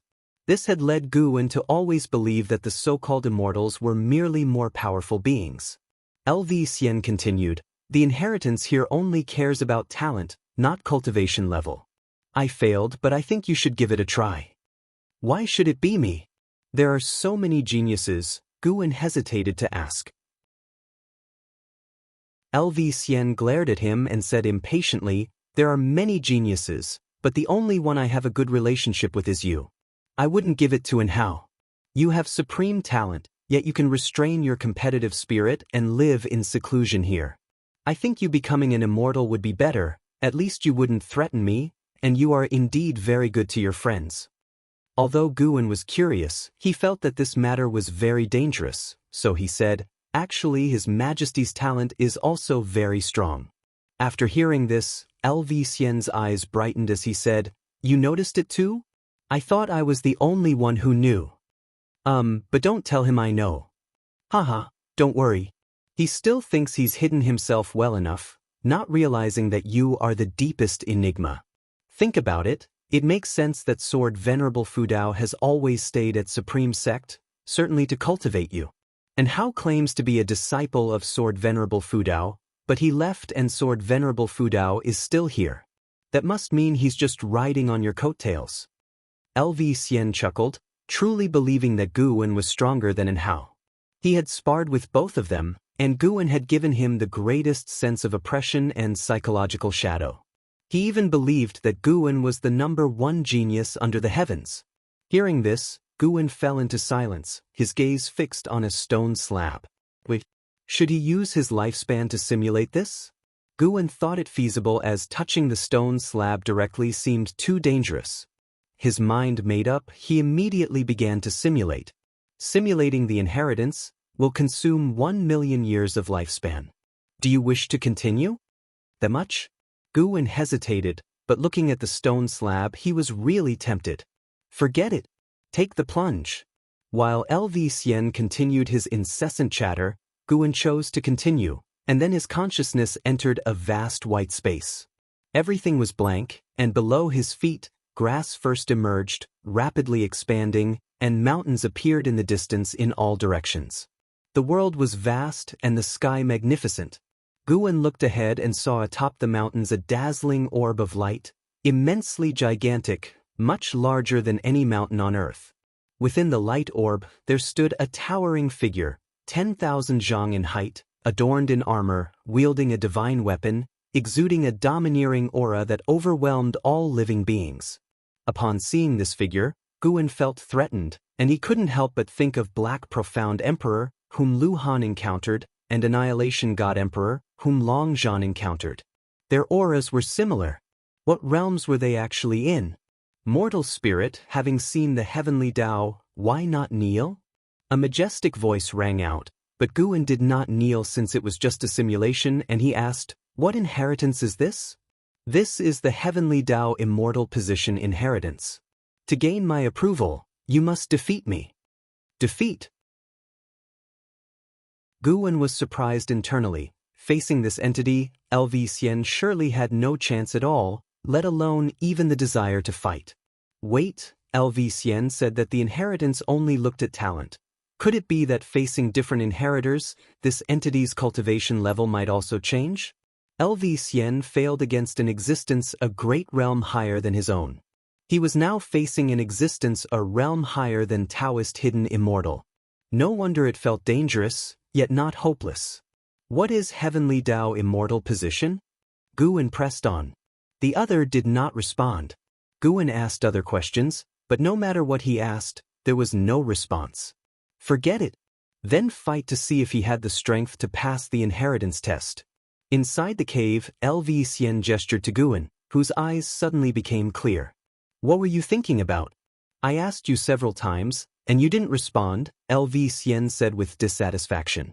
Guwen smiled and replied, nothing much, I was just wondering whether there really are immortals and gods. He had passed the test. It had to be said, that entity was indeed formidable.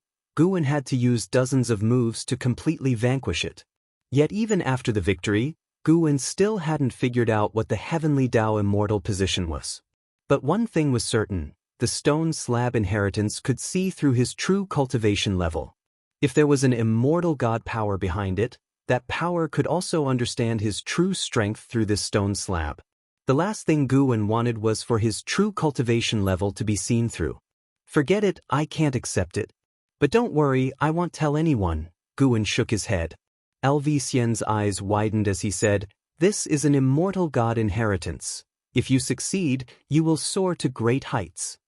Guwen replied, I only trust the mana that I have cultivated myself, not that given by others. If so, I would certainly be controlled by others at the risk of my life and freedom. Hearing this, LV Xian furrowed his brows. He had to admit, Guwen made a good point. With that statement from Guwen, the excitement in his heart began to subside. He looked at the stone slab on the table and said in a low voice, well said, Perhaps failing the inheritance was a blessing in disguise. Chapter 401 Shapeshifting. You can keep it and accept the inheritance when you are strong enough. Guwen stared at LV Xian, speaking earnestly, fearing that LV Xian would forsake his greatest opportunity. At the moment, the heavenly Tao immortal position proved stronger than the Holy Court, the immortal dynasty, and even the silent destruction domain. As a mortal, if LV Xian missed it, finding a stronger chance in the future would be almost impossible. LV Xian couldn't rely on stealing lifespan to become stronger like him. LV Xian raised an eyebrow and said, "What do you mean, you think I can't rely on myself? You can't, at least not beyond this inheritance." "Bullshit." LV Xian erupted in fury, his terrifying aura exploding like a volcano, startling the entire Tianya Valley. Suddenly, Guwen raised his hand and pressed it on his shoulder, instantly dispersing his aura. LV Xian's eyes widened. He knew Guwen was definitely stronger than himself, but to be suppressed so easily, rendered unable to move. In that moment, he recalled a duel between them hundreds of years ago. This moment was exactly like that one. Guwen looked at him calmly and asked, "Can you keep this stone tablet now?" LV Xian couldn't answer. He was unable to speak. "Just blink if you agree." Hearing Guwen's words, LV Xian blinked frantically. Guwen withdrew his hand, and LV Xian breathed a sigh of relief, gasping for air. He looked at Guwen with fear. He had learned from Li Xiandao that Guwen was younger than him, yet how had he cultivated to such a level? Compared to Guwen, he was practically useless. Guwen smiled and said, "Quickly put it away. When you become an immortal, if I can't catch up to you or have troubles, you'll be my backup." Upon hearing this, pride replaced the awkwardness on LV Xian's face. He patted his chest and said, "Naturally, I'm not your equal now, but I will surpass you one day, and then I'll have your back." Despite Guwen not always being nice to him and often scaring him, wasn't that a form of care? In the past, when he initiated provocations towards Guwen, Guwen didn't mind, but if someone else treated him that way, he wouldn't be so merciful. And for Guwen to return such an important inheritance to him, he was truly a man worth respecting. LV Xian stored the stone tablet and Guwen put his arm around his shoulder as they walked toward the cave entrance. "By the way, your father misses you. When are you going to visit him?" "Him? That old undying man. If I visit him, I won't be able to help but kill him." "Nonsense, blood is thicker than water. He hasn't tortured or mistreated you. Why talk of killing? If you really wanted to kill him, could he even stand up to you? He's hundreds of years old. Why act like a child? You don't understand." "Of course, I don't understand. I have no parents." "Well, I envy you for that." "Hey, you brat, are you looking for a spanking? Just go back to the Supreme Sect and see your father. He treats me well and is always talking about you. My ears are almost calloused. If you go, he'll teach you a divine skill that will definitely enhance your strength." "Really? Guwen never lie." And so, the two chatted and walked out of the cave. Back in the valley, Guwen reverted to being an ordinary nascent soul realm cultivator, while LV Xian continued to exude the arrogance of a supreme youth. A month later, LV Baitin came to find Guwen, extremely happy, pulling him to drink because LV Xian had come to see him. Although the father and son were still not on the best of terms, their relationship had begun to improve. He was touched to learn from LV Xian that it was Guwen who had asked LV Xian to see him. This youngster always seemed impatient with his ramblings, but in his heart he remembered his father's love. LV Baitin looked at Guwen with eyes full of fondness, as if looking at another son. Guwen didn't refuse, as he was just in the mood for a drink. Perhaps this was what meant by, "With great power comes great responsibility." He not only had to save the world, he also had to help people handle domestic affairs. How fortunate the immortal cultivation world was to have me. Filled with self-emotion, Guwen then competed with LV Baitin in a drinking contest, and finally LV Baitin was defeated. They were drinking high-level spiritual wine. It was alright for Guwen to show off his strength a bit, especially since LV Baitin was not considered strong in the Supreme Sect. Taking advantage of LV Baishan's drunken stupor, Gu-en went downstairs. Just as he descended, Ji Xiaoyu walked out of the room and said to him, "Come in." Gu-en shook his head. "No thanks, your strength isn't enough. Practice some more." Last time, to teach Ji Xiaoyu a lesson, Gu-en had played Go with her in her room for an hour and beat her decisively, which left her quite unconvinced, and now she would think about game strategies even during her practice. "Just one more game and you'll see if it's enough." Ha! Gu-en couldn't be bothered with her and continued walking toward the distance. Ji Xiaoyu watched his back, took a deep breath, and thought about the cost of losing the game last time. It made her teeth itch with frustration. Before the game, they had made a deal that if she won, Gu-en would focus more on his own practice, and if Gu-en won, he would pinch her face. Well, pinch it as it may be, he really dared to do it strongly. She looked at Gu-en's back, her mind full of confusion. Why in the world was his Go skill so strong? She finally understood why Nine-Finger Divine Lord couldn't maintain his composure in the Immortal Path realm when facing Gu-en. After walking some distance, Gu-en leaped up, aiming for the outer gate city. It had been ages since he last strolled in the city. Today, he might as well reinforce the sword intent on the heavenly repair platform. Too many people had been comprehending his sword intent, causing it to continuously weaken. Recently even a divine immortal of wondrous Dharma had come to study it. Time flies. In the blink of an eye, another decade passed. That day, in the deep sea, hidden spirit palace, Gu-en lay on a chair on the open ground, holding the supreme secret records. The deep sea dragon carp was beside him practicing the heaven and earth primordial skill. This skill had been upgraded, but being too complex was in fact not beneficial, and his disciples were all practicing it. How could he allow the deep-sea dragon carp's treatment to exceed theirs? Even among his underlings, Tian Yaoer was the most important. The deep-sea dragon carp opened its eyes, flew next to Gu-en, and asked cautiously, "Master, I think I can shapeshift. What do you think I should turn into?" Gu-en turned over, his back facing it, and said, "Whatever you want." He didn't care if a male demon wanted to shapeshift. It didn't matter even if it didn't. The deep-sea dragon carp caught a glimpse of a picture on the supreme secret records, pondered for a while, then turned and left. 2 ancient hours later, Gu-en left. By the time he returned, it was already half a month later. Upon return, he was taken aback. He saw a figure at the entrance of the hidden spirit palace. For a moment, he thought he saw a naked creature from the demon shore. But this fellow was not a female demon. When the deep-sea dragon carp turned to look at Gu-en, its stunningly beautiful face flashed a captivating smile, its long hair reaching its waist, and its skin as white as snow, shimmeringly. He swayed his body as he walked towards Gu-en. Gu-en immediately threw a robe at him. "Put this on immediately." Gu-en really wanted to scold him. A male demon turning into a female form, what was this nonsense? Absolutely disgusting. The deep-sea dragon carp, hearing the dissatisfaction in his voice, hurriedly put on the robe, looking at Gu-en nervously like he had done something wrong, his exceptionally beautiful face filled with a look of grievance.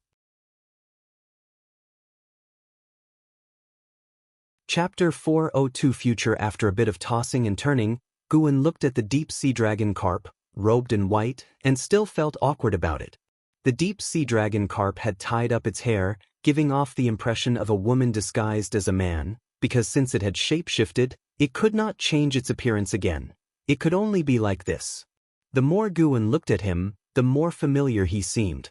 Wait, wasn't this the same woman that Gu-en had encountered in the Supreme Secret Records?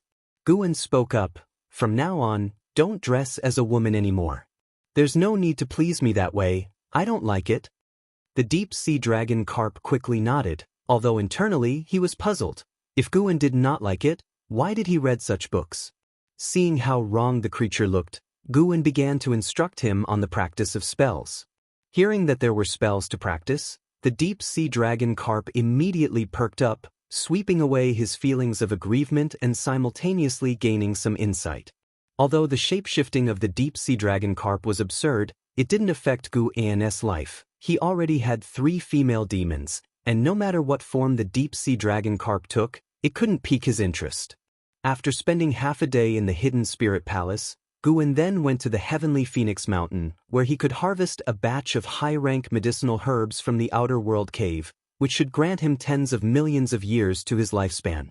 There was no distinction between day and night in the outer world cave.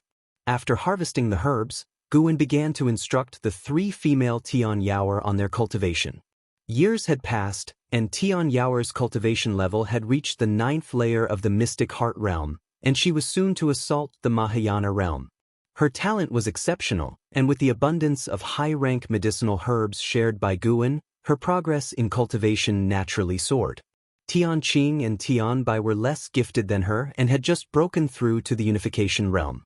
Their pace of cultivation was already fast, at least faster than that of demons, whose cultivation was not as quick as that of cultivators of human race.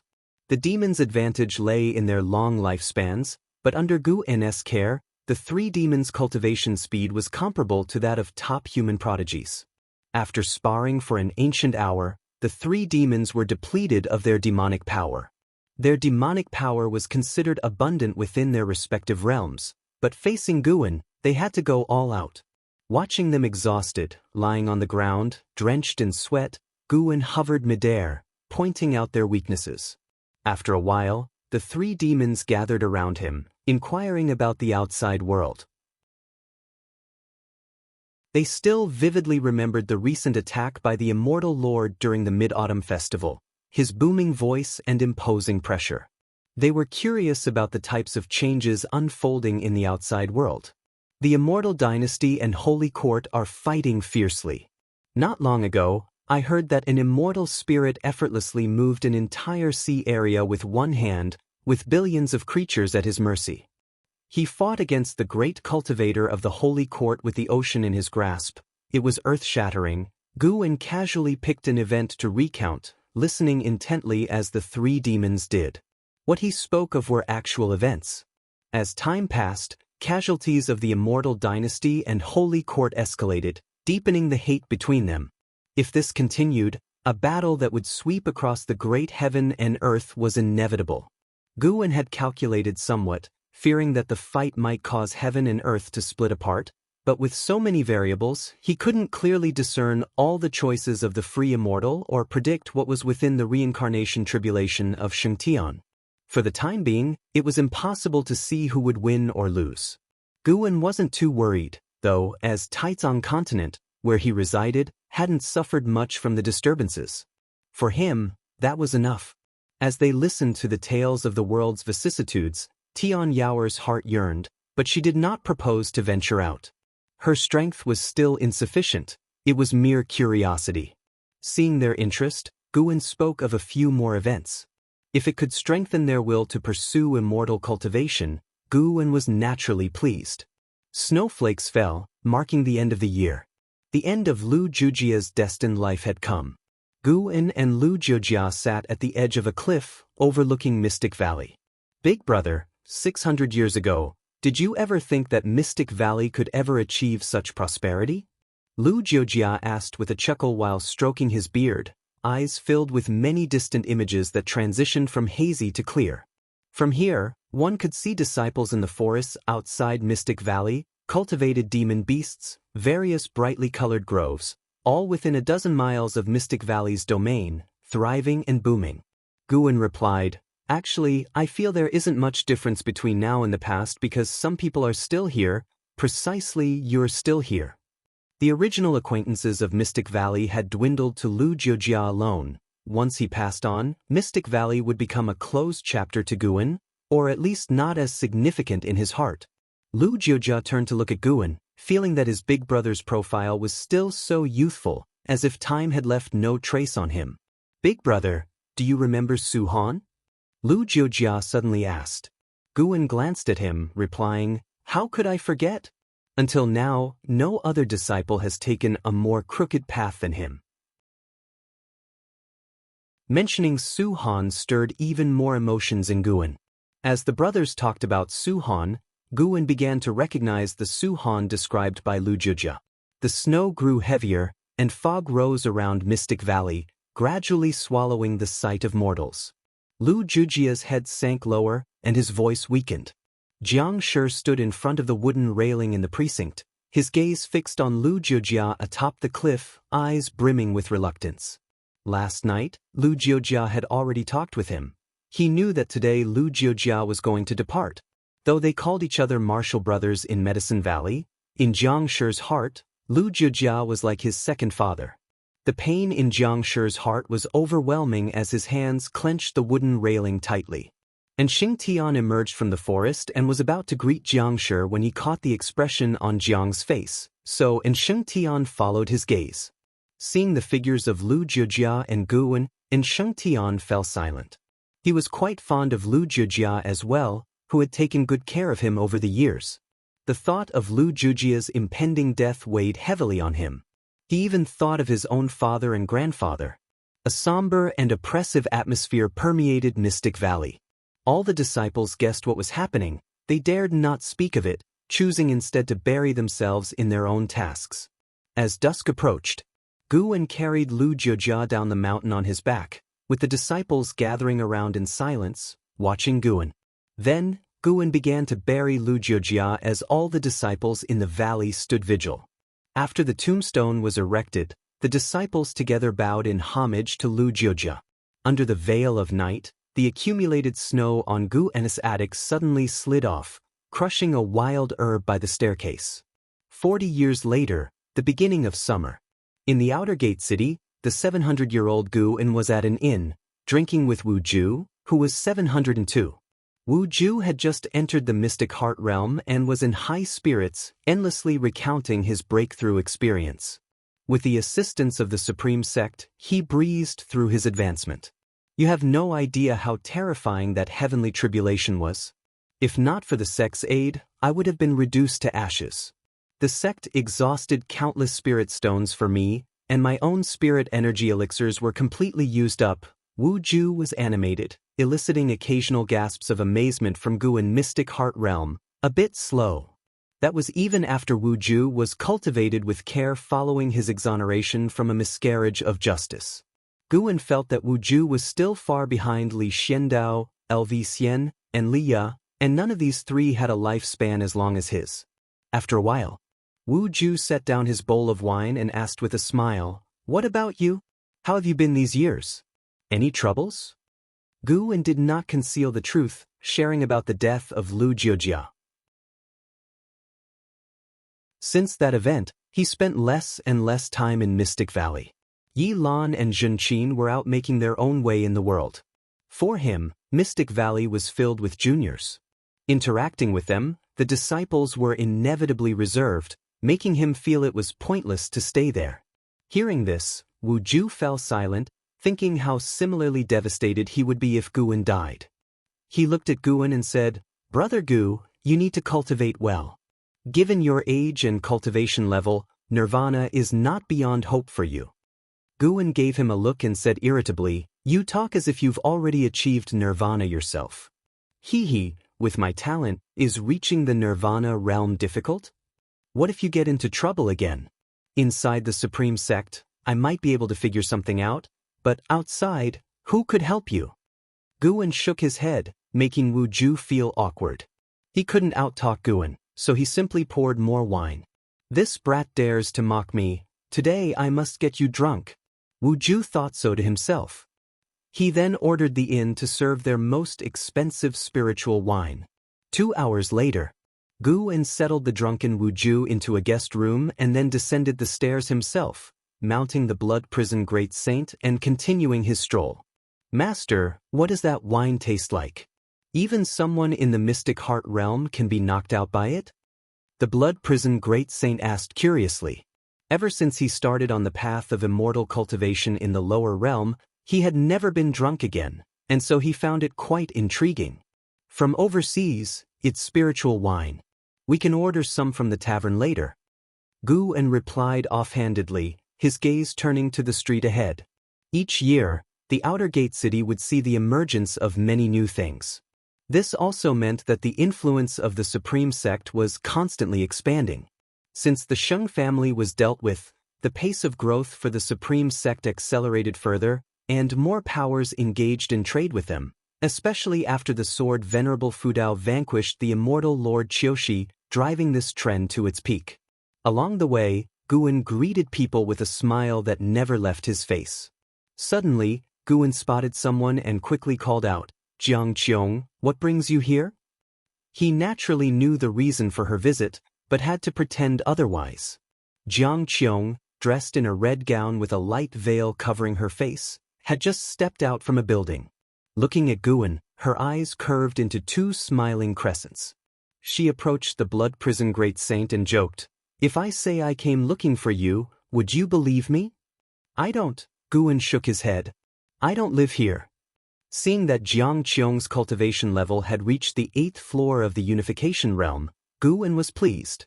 With a lifespan of over 5,000 years, she was sure to achieve nirvana.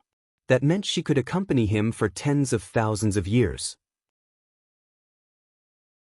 Although many old acquaintances had passed away, there were still many who were alive, keeping Guan from feeling too lonely. He got down from his mount and walked shoulder to shoulder with Jiang Qiong. Jiang Qiong did not hide the purpose of her visit. Some disciples from the Juhua sect had a conflict with those from the Supreme sect and ended up being captured. She was here to demand their release.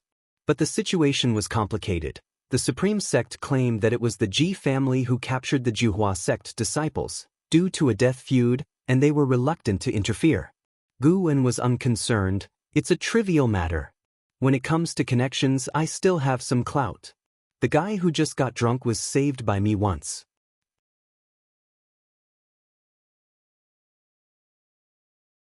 Chapter 403 Heavenly Tao Merit, "Is that so? Then I'll wait for you to help me," Jiang Qiong said to Guan, her smile all crinkles. Guan glanced at her and said, "Hold on, your real purpose isn't targeting the Ji family again, is it?" "Humph. With all the people coming and going, aren't you afraid of being overheard by the Ji family?" Jiang Qiong sneered. There were indeed many people on the street, but there were just as many who talked big like Guan, so he was not afraid at all. Within the Supreme sect, who would dare to make things difficult for me? Guan declared with feigned arrogance, then immediately flashed a smile and greeted someone who was approaching. Watching the adaptable Guan, Jiang Qiong couldn't help but want to laugh.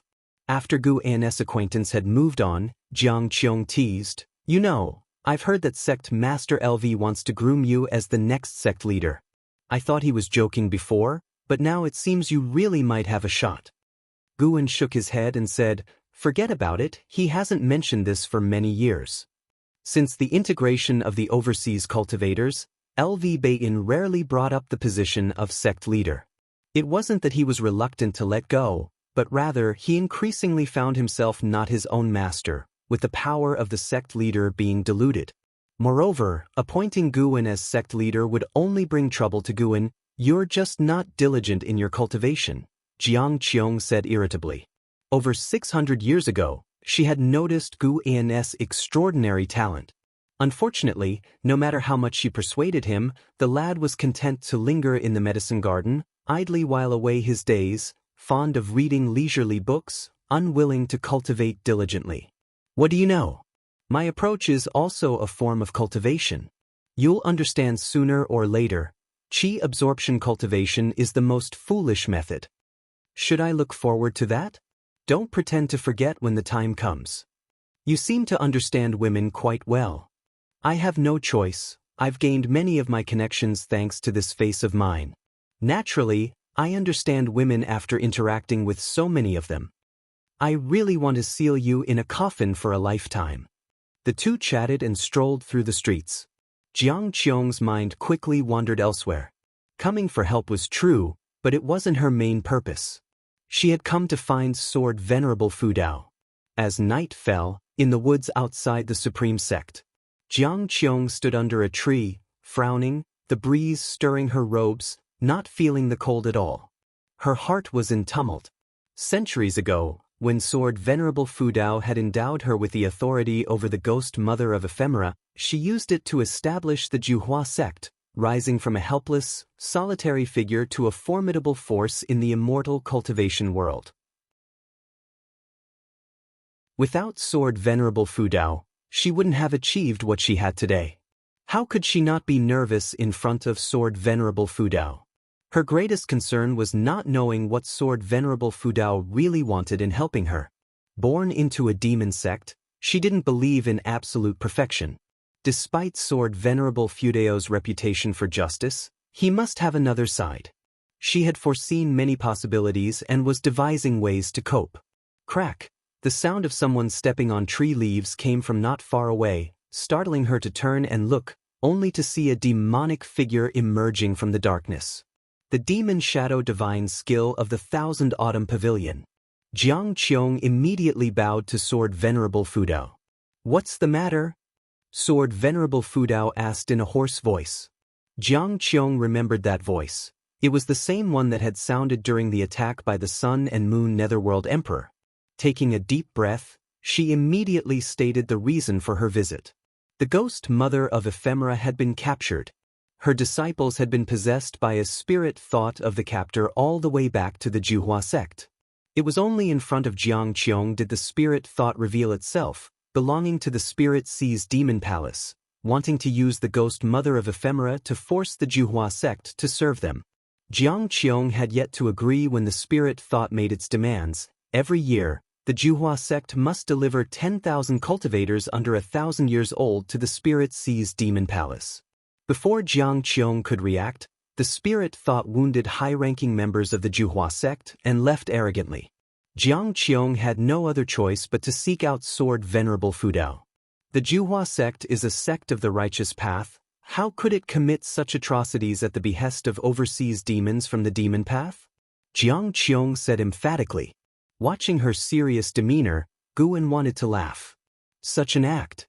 Guan turned away, dropping a sentence before moving into the darkness. "I understand now, they will not trouble you again, and as for the ghost mother of Ephemera, she will return on her own." Hearing this, Jiang Qiong breathed a sigh of relief. She looked at the retreating back of Sword Venerable Fudao and asked through clenched teeth, "Senior, why did you choose me?" With that question, the dark cloud hanging over her finally dispersed. Some things had to be faced. After witnessing Sword Venerable Fudao's divine skills suppress the Sun and Moon Netherworld Emperor, she felt she would never surpass Sword Venerable Fudao in this lifetime, so there was no need to wait. Without turning back, Guan kept walking, and his voice floated back to her. "I helped you because of a request from my disciple. As for his identity, you need not worry. Isn't he the only person you care about in this world?" With those words, Guan vanished into thin air. He knew Jiang Qiong had always been worried about this matter, so he took this opportunity to ease her concerns. Upon hearing this, Jiang Qiong's eyes widened, and she froze on the spot. After a long while, she burst into laughter, whispering, "You really do have connections at the Supreme Sect." She didn't mind that Guan had deliberately concealed this from her. After all, her life had changed because of him. It was she who was indebted to him. What right did she have to complain? In her heart, she felt more of a pleasant surprise. With the guidance of Sword Venerable Fudao, Guan's future would certainly surpass hers. Thinking back to what Guan had said, that qi absorption cultivation was the dumbest method, might actually be true. Sword Venerable Fudao had imparted to him a more profound method of cultivation. Jiang Qiong lifted her head and gazed at the bright moon peeking through the leaves, finding it as beautiful as her current mood. Elsewhere, Guan returned to the loft in the Third Medicine Valley. His main body switched places with the clone, completely unbeknownst to Ji Xiaoyu below, and even the Sun and Moon Netherworld Emperor would be unable to see through it. Guan picked up the fate-determining pen on the table. Before Jiang Qiong had arrived, he had already deduced the nature of the demon sect of ghostly bindings, a purely demon path power. Its sect leader was a reincarnation of a heavenly demon with awakened memories, choosing the Taizong continent to investigate Sword Venerable Fudao, preparing for the heavenly demon's invasion of the great heavenly spirit land. Every single member of the demon sect of ghostly bindings was undoubtedly sinful to the extreme. Killing them was, in essence, ridding the world of a scourge. Guan began to write in the air with the pen, scribing the characters for demon sect of ghostly bindings, then determined their life or death with the longevity true word. Any linked to the demon sect of ghostly bindings' chi fortune would be reduced to ashes. The sect leader of the demon sect of ghostly bindings was a divine immortal of wondrous dharma. Below him, the sect's influence was roughly comparable to the Star Sea congregations, although they did not have as many members. When Guin placed the fate-determining pen back on the table, several notifications appeared before him. You have successfully seized 709 years of lifespan from the true man of Een Calamity, Loose Immortal Realm 7th floor.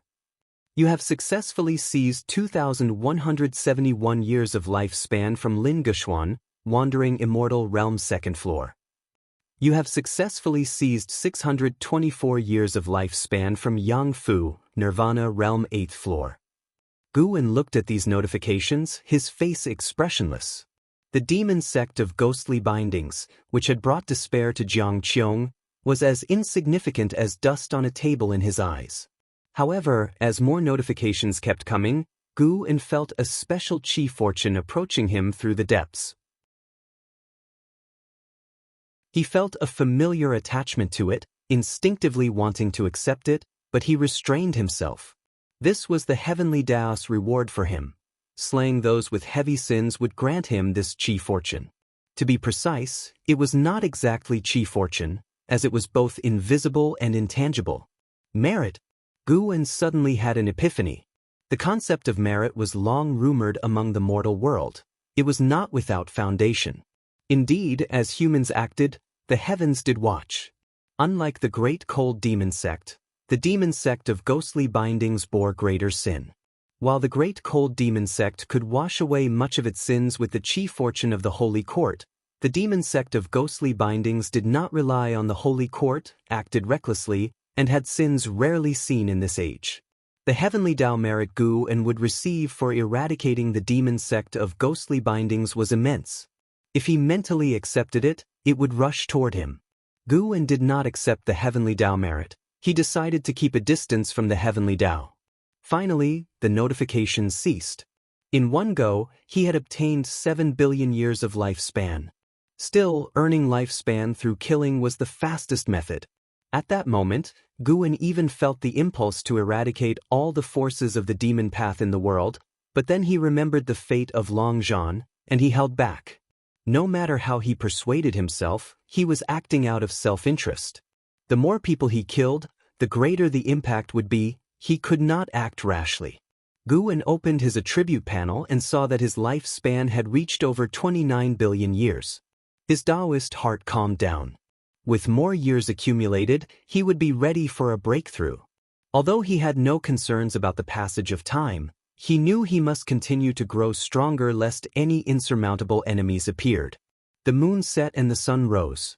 At noon the next day, Ji Xiaoyu came to find Guin. The Juhua sect disciples have been released, Ji Xiaoyu said, looking intently at Guin. Guin put down the book in his hands and looked up with a smile. Thank you. What is your relationship with the Juhua sect leader? She asked. Hearing her query, Guin did not conceal the truth and roughly explained the process of his acquaintance with Jiang Qiong. She offered me considerable help in the early stages of my immortal cultivation. Without her guidance, I wouldn't have achieved what I have today, Guin said earnestly. What else? Ji Xiaoyu inquired. Guin asked in surprise, what do you mean by what else? What else do you want to know? Ji Xiaoyu was about to speak, but then her expression shifted, and she said, never mind, I have my destiny in this life, and cannot obtain longevity. The fact that you have so many women who treat you well means that even if I return to my original self, I would have lived a content life this time around. You speak as if you're a different person. You are you, and the soul doesn't change. You have no need to worry, Guin said, trying to comfort her. Ji Xiaoyu shook her head. You don't understand this feeling. With that, she turned and left. Watching her go, Guin couldn't help but think of her previous incarnation as the third Mississippi. He suddenly felt some regret. Perhaps it was from experiences in his youth, but he held complex feelings for the third Miss, gratitude, and perhaps affection as well. Maybe Ji Xiaoyu was right. At least in this life, she seemed like a different person compared to the third Mississippi. In that case, he had yet to see the third Miss for the last time. Perhaps at the end of her life, the third miss never even thought of him. Guan shook his head and chastised himself for being sentimental. He picked up the Green Hero travelogue and began to cultivate his mind. It was Xian Tianyi's free-spirited literary style that influenced Guan, helping him dispel the meaningless sorrows in his heart multiple times. Those who were gone had passed away. It was important to cherish those who were alive. Life must go on. Such were Guan's thoughts as he soon became engrossed in a story of an isolated island.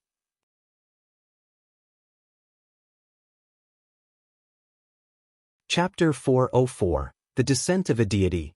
In preparing to leave now, thank you for making a move, said Jiang Qiong to Guan, speaking earnestly outside of Mystic Valley. Not far from them, in the nearby woods, several Juhua sect disciples were resting and healing, awaiting Jiang Qiong. Guan waved his hand. If you wish to thank someone, thank Ji Xiaoyu. Jiang Qiong knew of Ji Xiaoyu, and she also understood that this Ji Xiaoyu was not the Ji Xiaoyu she knew. She did not dwell on Ji Xiaoyu, but instead, pondering on the words of Sword Venerable Fu Dao, asked softly, "Why do you help me so much from behind the scenes and yet always choose to remain patient and silent?" Guan understood what she was referring to. He blinked and said, "What would it change if I said anything? To make you more grateful? That would be so dull. You should just focus on growing the Juhua sect. Life's journey is long. I hope that thousands of years from now, we can still share drinks and converse cheerfully." Upon hearing this, Jiang Qiong smiled and said, "Then you better live for thousands of years." "I'll try my best." After hearing Guan's words, Jiang Qiong smiled, then turned and left. As Guan watched her leave, he felt none of the sadness one might feel when parting with someone from the past because he knew he and Jiang Qiong would meet many more times, and to him, the Juhua sect was not far away. Some distances are not measured by steps, but rather by the rolling mortal world pushing the wheel of fate. Even though some people will continue to live, there will come a moment when Guan might feel this parting is a final farewell. After Jiang Qiong and the others flew away on their swords, Guan couldn't help but stretch lazily. I still have to face the new life ahead. Just 700 years old and already feeling melancholic. What will I do when I'm 1,000,000, 10,000,000, or even 100,000,000 years old? Guan thought to himself with a smile on his face.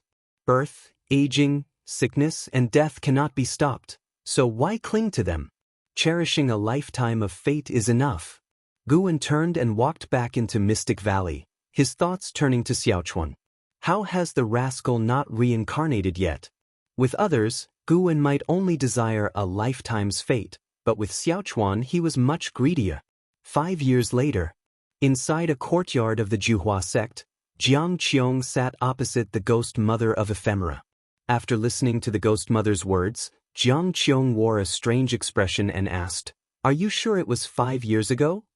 "Yes, it was a very quiet night. No one came looking for me until dawn, so I went out to look around, only to find that all the people from the Demon Disciple Palace were dead, a very peculiar death, with no signs of battle, as if their souls had been extracted. Not a single demon disciple was left alive throughout the whole palace, but we who were imprisoned all survived," the ghost mother of ephemera recalled, her face unable to hide the fear. Jiang Qiong was inwardly shocked. She knew Sword Venerable Fu Dao was powerful, but the ghost mother's description was still frightening. Taking a deep breath, Jiang Qiong revealed that she had asked for Sword Venerable Fu Dao's help.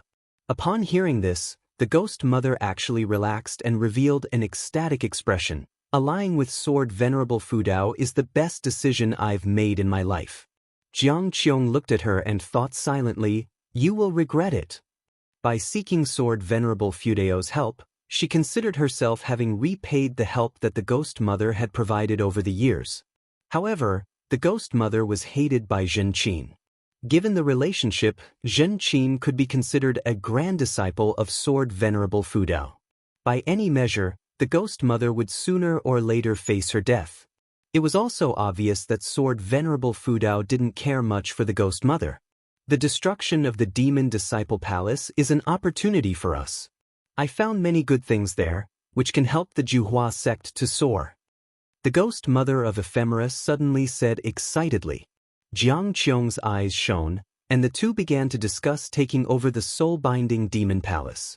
In the holy court, on a glittering golden hall, the holy minister sat on his throne, listening to the reports from the ministers in the hall. Behind him, the imperial seat of Shenzhen emitted a faint golden glow, as if a figure was sitting upon it.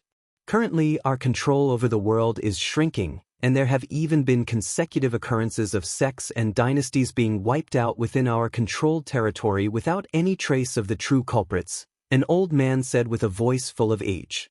The holy minister spoke. In these extraordinary times, there is no need to expend energy investigating. The holy court's goal is the immortal dynasty. Once the immortal dynasty is destroyed, regaining control over the world will be as easy as flipping one's hand. It's just the right time to let all living beings feel the darkness of the years without the holy court's protection. Having held power for too long, those who were born in times of peace do not know the terrors of the dark years.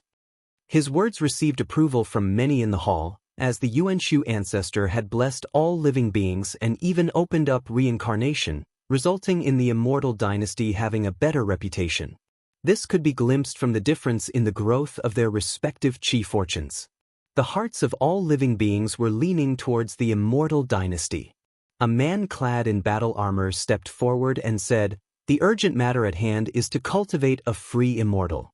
Holy Minister, gather the strength of the entire court to boost your cultivation level."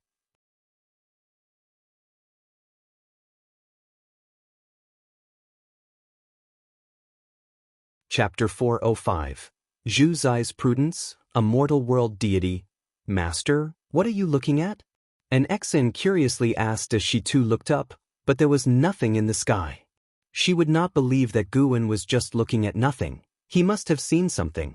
Guwen withdrew his gaze and said with a light smile, "Another formidable fellow has descended to the mortal world."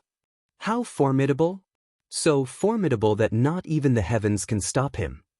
Listening to his words, an Exen contemplated in silence.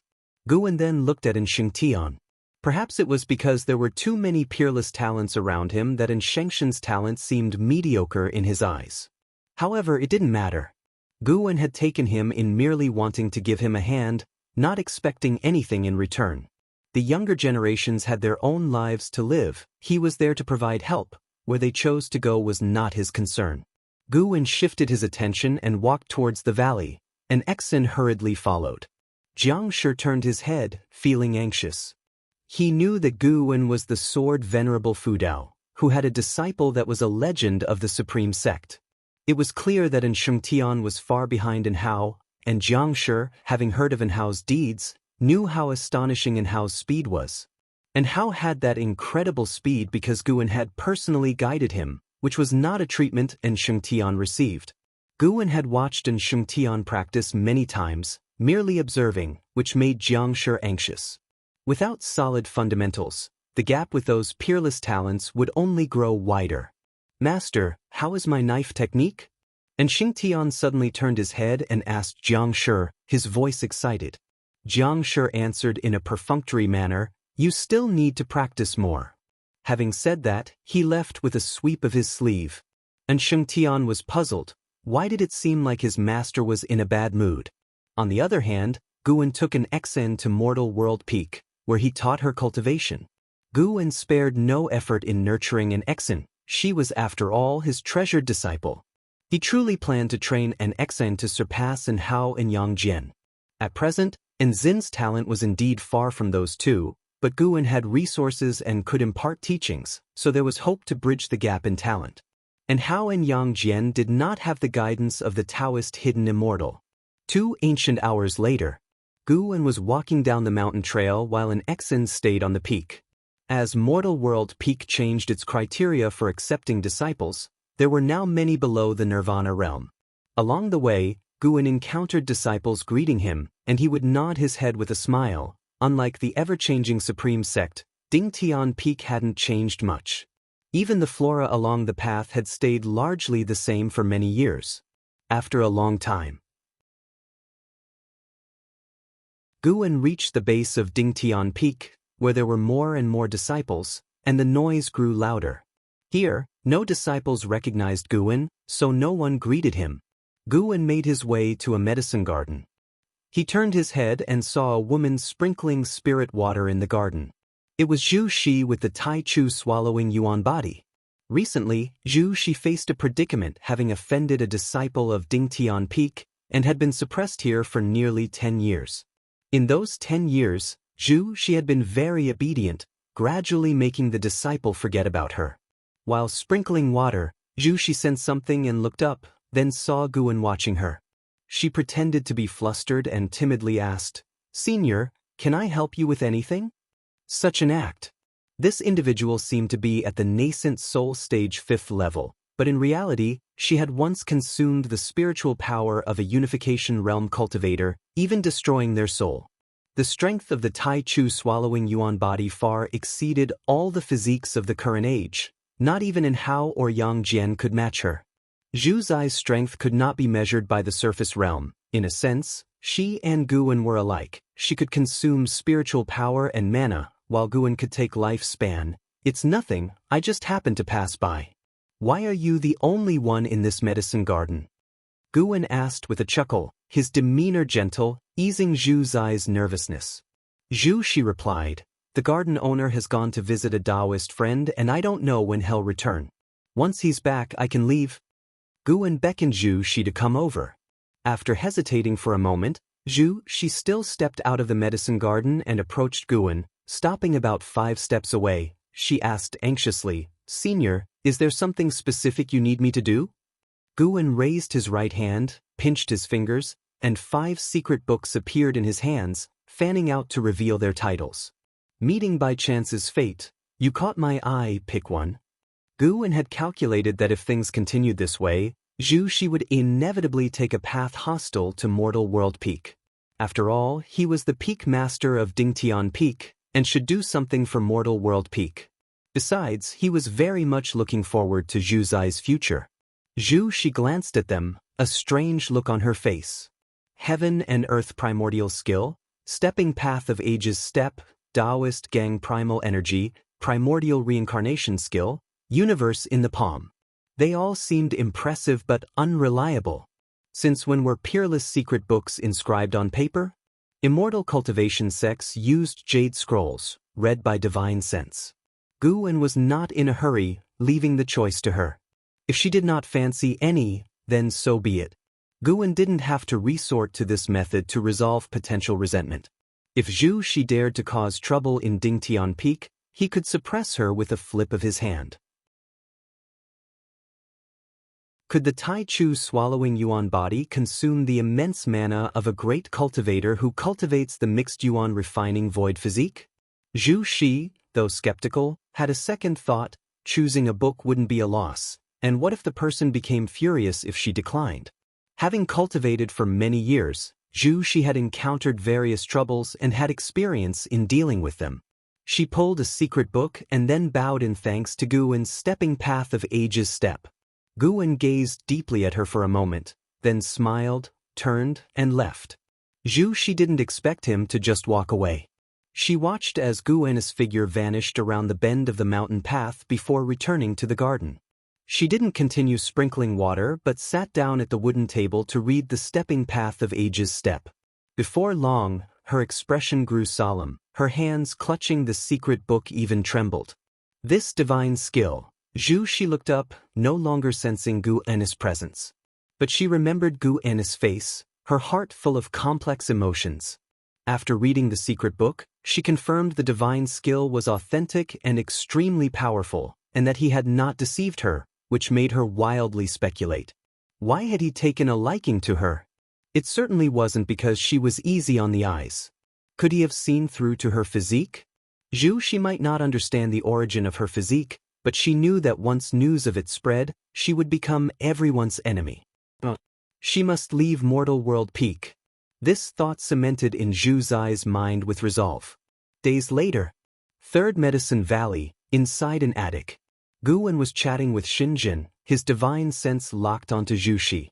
He hadn't anticipated his well-intentioned action would scare Zhu Shi away, which made him even more curious about her. She was too cautious, eerily reminiscent of his own self. He wasn't upset. On the contrary, he looked forward to Zhu Zai's future even more, considering her disposition made her more likely to survive. I dream less frequently now. Do you think I've lost my talent? Shinjin said, worried. Her consciousness had dwelled in dreams while Demon Shore possessed her body, so she was utterly unaware of its existence, let alone its death. Guan laughed. The way you used to dream was already extraordinary, akin to path enlightenment.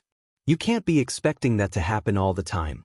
What you should do now is reflect on your past insights, consolidate your Taoist heart. Sooner or later, there'll be a next time. Do you know of Wu Ju? He began telling her about Wu Ju's experiences with path enlightenment, omitting the part about lifespan limits, but Wu Ju indeed had multiple bouts of enlightenment. Shen Zhen had not expected Wu Ju to have such a background, which explained his sudden rise. Now that I think about it, why does everyone associated with you seem to encounter all sorts of fortunes? Shen Zhen suddenly asked. Guan raised an eyebrow. Could it be my doing? Shouldn't you be kneeling and thanking me? Shen Zhen rolled her eyes in response. How could that be? You wish. I just think it's a bit coincidental. Maybe there's something common among us. Perhaps it's chi fortune. There was a great cultivator who came to the Supreme Sect to teach. I listened to his lecture about chi fortune. Guan had not attended the lecture because the speaker was just a loose immortal. Now, hearing Shinjin, he listened attentively. A person with great fortune of energy movement would always turn danger into safety and break through limits, and they also seemed to attract each other. Given this explanation, it indeed seemed reasonable to attribute it to chi fortune. After chatting with Guan, Shinjin's worries dissipated. She felt that Guan was right. There was no need for overthinking. The gains she had already made were plenty. As long as she maintained equanimity, she would eventually find enlightenment through music, chess, calligraphy, and painting. I am a mortal world immortal. All beings speak my name with devout faith and shall receive the protection of my divine power. A loud and authoritative voice rang out, startling the entire world and interrupting Shinzhen's speech. Shenzhen, struck with astonishment, said, I coined the name Mortal World Immortal when I was writing and even came up with a scenario. After I drew it, the picture somehow disappeared. Guan immediately knew it had been destroyed by Demon Shore, fearing it would alarm the Mortal World Immortal. This Mortal World Immortal was also of the 9th level in the free immortal realm. He lacked the chi fortune of the Holy Court but was entangled in intricate karma with it. His arrival was likely at the Holy Court's behest. Should I redraw it for you? Shenzhen offered, standing to grab pen and paper. Wait, with him now descended to the mortal world, you dare to draw? Aren't you afraid he might suddenly appear before us right now? Guan glared at her, irritated. Shenzhen realized the logic and opted to sit back down. He claims divinity. Could he be an actual immortal? Shenzhen asked, curious. Before the conflict between the Immortal Dynasty and the Holy Court, people thought they were immortals. But as the world plunged into chaos, the fantasy shattered, and they came to be seen simply as powerful forces. Guan shook his head. How would I know? Shenzhen's eyes widened. But you wrote Investiture of the Gods, Journey to the West, Romance of the Three Kingdoms. Surely in dreams, an immortal graced you. You must know more than I do. She was convinced those 3 books weren't fabrications. They must represent some part of immortal history. Not just her, many people believed the same, which is why Pan and was still remembered.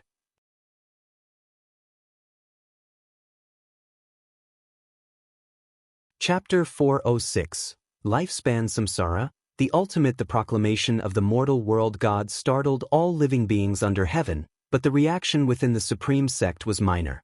This kind of proclamation had occurred several times before, and given that the Taizong continent hadn't been impacted by the chaos that plagued the greater world, the majority of cultivators who heard the mortal world god's words were merely curious and did not believe. The beings of Taizong continent had their own faith, and that was in Sword Venerable Fudao. Could the mortal world god possibly be as formidable as Sword Venerable Fudao? Shenzhen also expressed such sentiment, looking down on the mortal world god. I've drawn him, and I've drawn the divine skills of Sword Venerable Fudao, And I truly feel that Sword Venerable Fudao is stronger, Shenzhen earnestly said. Guwen helplessly said, regardless, the fact that he can shout to the whole world means his cultivation level is beyond our imagination. We should discuss this less. Shenzhen glared at Guwen and said, look at how timid you are, what's there to be afraid of? Would he dare to come to Sword Venerable Fudao's territory? Sword Venerable Fudao only protects all living beings, he doesn't intervene in personal grievances. That depends on the cultivation level of the visitor. With an existence like the mortal world god, it's impossible that he came for just any individual. Sword Venerable Fudao certainly won't give him the chance. You speak as if you understand Sword Venerable Fudao the best. Nonsense, I definitely understand him better than you do. Watching Shenzhen's vehement demeanor, Guwen realized he couldn't out-argue her. It seemed like no one understood Sword Venerable Fudao better than she did. Guwen, not wishing to argue further, changed the subject and talked about other matters while his divine thought reached out to the mortal world god. The mortal world god had established a dojo on a straight and majestic mountain peak, and had taken 100 heaven and earth flying immortals as land immortals, seemingly preparing to promote the divine Tao. These 100 heaven and earth flying immortals came from different sects, each sought out by the mortal world god. It is worth mentioning that Baizia of Mortal World Peak was also among them. If not for Baizia's invitation, Guwen would not have joined Mortal World Peak, but since demonstrating his superior strength, their relationship had become distant, with Baizia intentionally keeping his distance. Guwen didn't know his state of mind, all he could do was to oblige him. Being a land immortal under the mortal world god was in Baizia's view the greatest opportunity of his life. However, after Guwen's deduction, this path was more perilous than fortunate, as the mortal world god was destined to confront the immortal dynasty. Nearly an hour later, Shenzhen left. Guwen then continued to deduce Baizia's destiny to enhance his own understanding of the way of cause and effect. Although the mortal world god's proclamation had no impact on the Taizong continent, it sparked wild thoughts among the beings overseas, especially those who suffered greatly, who clung to it as if it were a life-saving straw, knelt to worship the heavens, and prayed for the mortal world god's divine protection. In the years that followed, the divine Tao of the mortal world god grew rapidly, and Guwen could see his chi fortune soaring. Once the mortal world god's chi fortune reached a point where he could contend with the immortal dynasty, he would launch his attack. Time flowed gently, and 20 years swiftly passed. North Sea Mountain. Guwen, donning a mask, casually sat on the eaves with his legs crossed. He pulled up his attribute panel to have a look. Name, Guwen, lifespan, 725/3/169/008-271. Physique, mixed yuan refined void body. Cultivation level, Taoist hidden immortal realm perfect, 3,169,000,000 years of lifespan. He wondered if it would suffice for breakthroughs. Guwen thought cheerfully, suddenly feeling inspired to open a lifespan samsara. Through reincarnation evolution, he could also deepen his grasp on cause and effect, and destiny. He hadn't used it in many years, always restraining himself. In recent years, he had been paying close attention to the mortal world god, able to sense the intense reincarnation cause and effect surrounding him, indicating that the mortal world god had experienced many cycles of reincarnation. This meant that for great cultivators, reincarnation was also a method of cultivation. Guwen could also undergo reincarnation, and it would be risk-free at that. But upon thinking of Lu Qiuxin and Long Qing, Guwen feared reflecting the reality. After much deliberation, he felt he was being too cautious. Regardless of how many variables arose, as long as he was growing stronger, that was what mattered. He shouldn't be weighed down by so many burdens. Even if he had descendants, how would that be an issue? If he met them, he would help. If he created karma, he would suppress it when necessary, and as for more formidable foes, no matter his choice, enemies on the path of immortal cultivation would keep emerging endlessly. Everything must prioritize the Tao. Bring it on. After persuading himself, the eyes beneath the mask grew excited. Start a game. You have spent 10 million years of lifespan to initiate a reincarnation evolution. beginning connection to Tao rules, searching for a world of reincarnation. You have the following options. Please choose one. 1. Great Heavenly Spirit Land. 2. Great Primordial Land. 3. Dark Heaven and Earth. Why are these the 3 options? Guwen frowned, annoyed by the lack of refresh options, making him somewhat uncomfortable. The Great Primordial Land was where Lu Han had been. He too had completed the trial, ultimately being slain by the Black Profound Emperor in the River of Destiny. No need to mention the Dark Heaven and Earth, as it was where Chu Lu and Xiao Xingtian had been, both killed by the Black Profound Emperor. Both choices likely meant confronting the Black Profound Emperor again. Whenever Guwen mentioned the Black Profound Emperor, he would bristle with annoyance. The Annihilation God Emperor had suppressed Long Zhan, and could at least be considered to have eradicated a scourge for all living beings. But what about the Black Profound Emperor? This bastard was motivated entirely by personal vendetta, and moreover, he was a higher realm bullying a lower one. No, he couldn't allow himself to become hostile towards him. He needed to treat him with indifference. Guwen adjusted his mindset and turned his gaze to the first option. Great Heavenly Spirit Land. What would happen if he chose the Great Heavenly Spirit Land? In the Great Heavenly Spirit Land, he wouldn't panic. After all, there was no one in this great heaven and earth who could threaten him for the time being. Let's try it. You have chosen to reincarnate into the Great Heavenly Spirit Land. Given that the Tao rules of this land cannot conceal your talent, you will retain your ability to seize lifespans, but you won't be able to unlock stage-based functions. Reincarnation evolution begins. In the first year, you were born into a Yen clan tribe in the desolate ancient continent, and you were named Extreme by your father. At age 3, you crushed a rabbit to death, seizing 6 years of its lifespan. Your destiny reached a turning point. At age 7, your chi blood reached the level of a wilderness beast, and you were proclaimed the #1 divine son of the tribe. At age 12, you defeated all challengers within the Yen clan tribe, becoming the champion warrior crowned by the Yen ancestors. Looking at the prompts before him, Gu N's expression became strange. Tribes? Yen clan? He calculated and realized that the Great Heavenly Spirit Land had no Yen clan tribe, which meant that this lifespan samsara was not set in his own time point. He continued reading. At age 15, an old man came to the Yen clan tribe, calling himself a land immortal, claiming knowledge of 5,000 years before and after. He saw through you at a glance and wanted to tell your fortune. Will you accept? Was this a necessary NPC encounter at the start of reincarnation evolution? Guwen silently chose no. You refused his offer to tell your fortune. However, he didn't give up but insisted on doing so, resulting in your chi blood boiling in rage and you dying on the spot. At age 18, in pursuit of greater strength, you left the Yen clan tribe on your own. At age 20, you condensed your primordial spirit, gaining a might capable of shaking gods.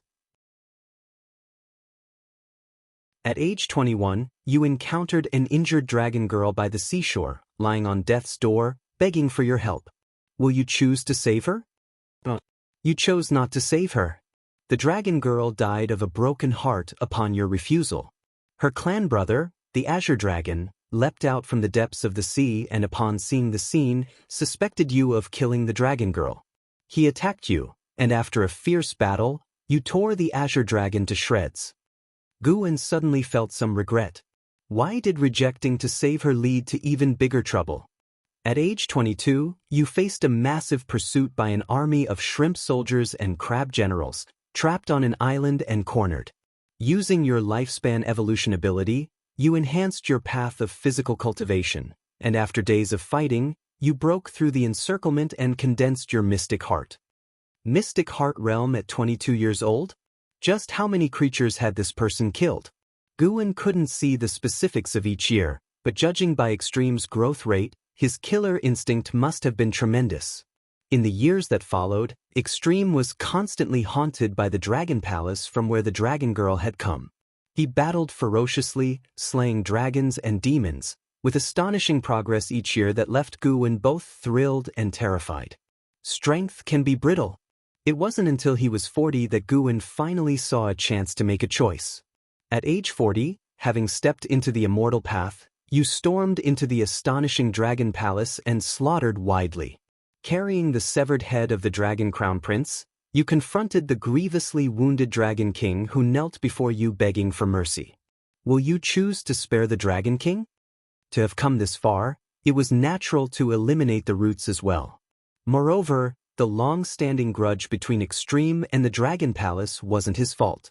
How could he be blamed when the palace insisted on holding Extreme responsible for the Dragon Girl's death, leading to an ever-growing hatred? Guan chose no. You executed the Dragon King and started to cultivate and heal in the Dragon Palace. At age 50, you learned the strongest legacy of the Dragon Palace, the dragon's divine heaven-reaching record. At age 51, you arrived at the Fallen Star continent and made the acquaintance of a cultivator who invited you to join Mortal World Peak. Do you choose to join? Mortal World Peak? Finally, something familiar. Guan immediately chose to join. You joined Mortal World Peak, astonishing the high ranks of Mortal World Peak in the assessment, and the Peak Master sought to take you as a disciple. Do you choose to accept? You became a disciple of Bai Chi Dao, the Taoist Lord of Mortal World Peak, and started to focus on your cultivation. At age 60, Bai Chi Dao took you to a grand conference of all sects, representing Mortal World Peak in combat, constantly slaying powerful enemies, alarming various sects with your killer instinct. At age 61, you won first place in the Grand Conference and were conferred the title of Heaven-Killing Extreme Star by the Immortals. At age 62, you left Mortal World Peak on your own to temper yourself. Upon setting out to sea, you were ambushed and annihilated the enemy. At age 63, you stormed the Chi Sea Cliffs, captured the mastermind behind the ambush, but the Chi Sea Cliffs threatened you. If you dared to kill that person, they would be at endless war with you. Will you choose to stay your hand? The ruthless heaven-killing Extreme Star seemed even more powerful than Long Zhan. The key was that his aggression was not unrestrained but targeted at his enemies. Guan felt that even if he stayed his hand, Chi Sea Cliffs wouldn't let him go. What did endless war matter? Had it been any other situation, he might have capitulated, but Extreme had stormed the Chi Sea Cliffs instead of sneaking in, suggesting he was capable of fighting his way out. Ignoring the threats of Chi Sea Cliffs, you crushed that person into a mist of blood. Chi Sea Cliffs launched an onslaught against you. You didn't flee but chose to fight. After a bloody battle, you broke the morale of Chi Sea Cliffs, with no one daring to challenge you again. You left the remains of the Chi Sea Cliffs under the fearful gazes of its cultivators.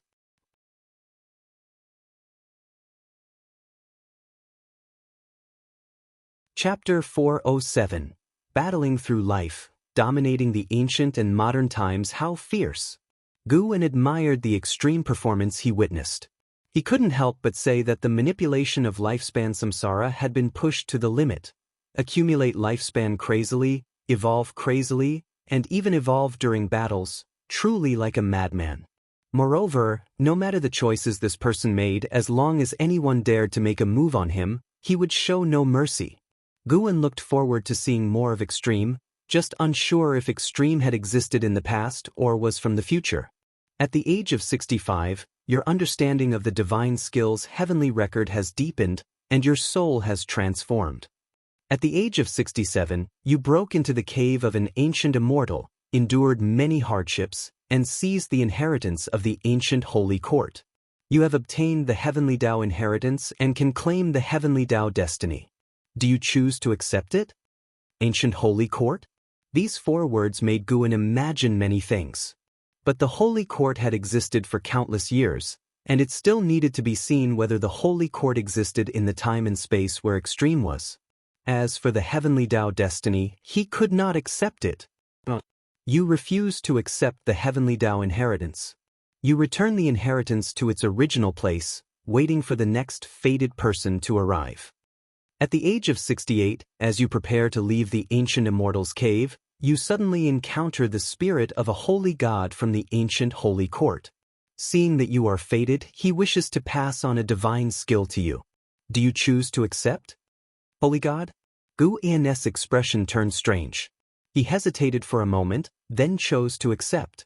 You accept the inheritance of holy god Yang Jian, learning the heaven-extinguishing Tao-annihilating 36 spear techniques. Yang Jian. Now Guan could completely confirm that extreme existed in a far distant future. Holy God is a level of divine thought true immortal. After reaching this realm and then dying, how many years later must it be? There's no such thing as a duplicate name, because the heaven-extinguishing Tao-annihilating 36 spear techniques were taught to Yang Jian by divine exotic ghost king stealing the 5 elements, and Guan had seen it. Does Yang Jian's death not mean that the holy court will also perish? As Guan pondered, notifications continued to pop up in front of him, quickly drawing his attention. After learning the heaven-extinguishing Tao-annihilating 36 spear techniques, Extreme continued to battle across the world. In the next 50 years, he made a formidable name for himself on the Fallen Star continent, then proceeded to the next continent. Battles, slaughter, and exploring caves, that was Extreme's life. He remained unattached to any emotions, unlike his previous reincarnations, even if Guan helped him to refuse them. Extreme reached the free immortal realm by the age of 800, astonishingly radiant. At 1233 years old, you defeat the strongest contemporary of Daoyuo Heaven, understanding your own Taoist intent during the battle and creating the ultimate battle technique. At 1150 years old, you declare yourself the extreme saint, ancient and brilliant, and you begin closed-door cultivation.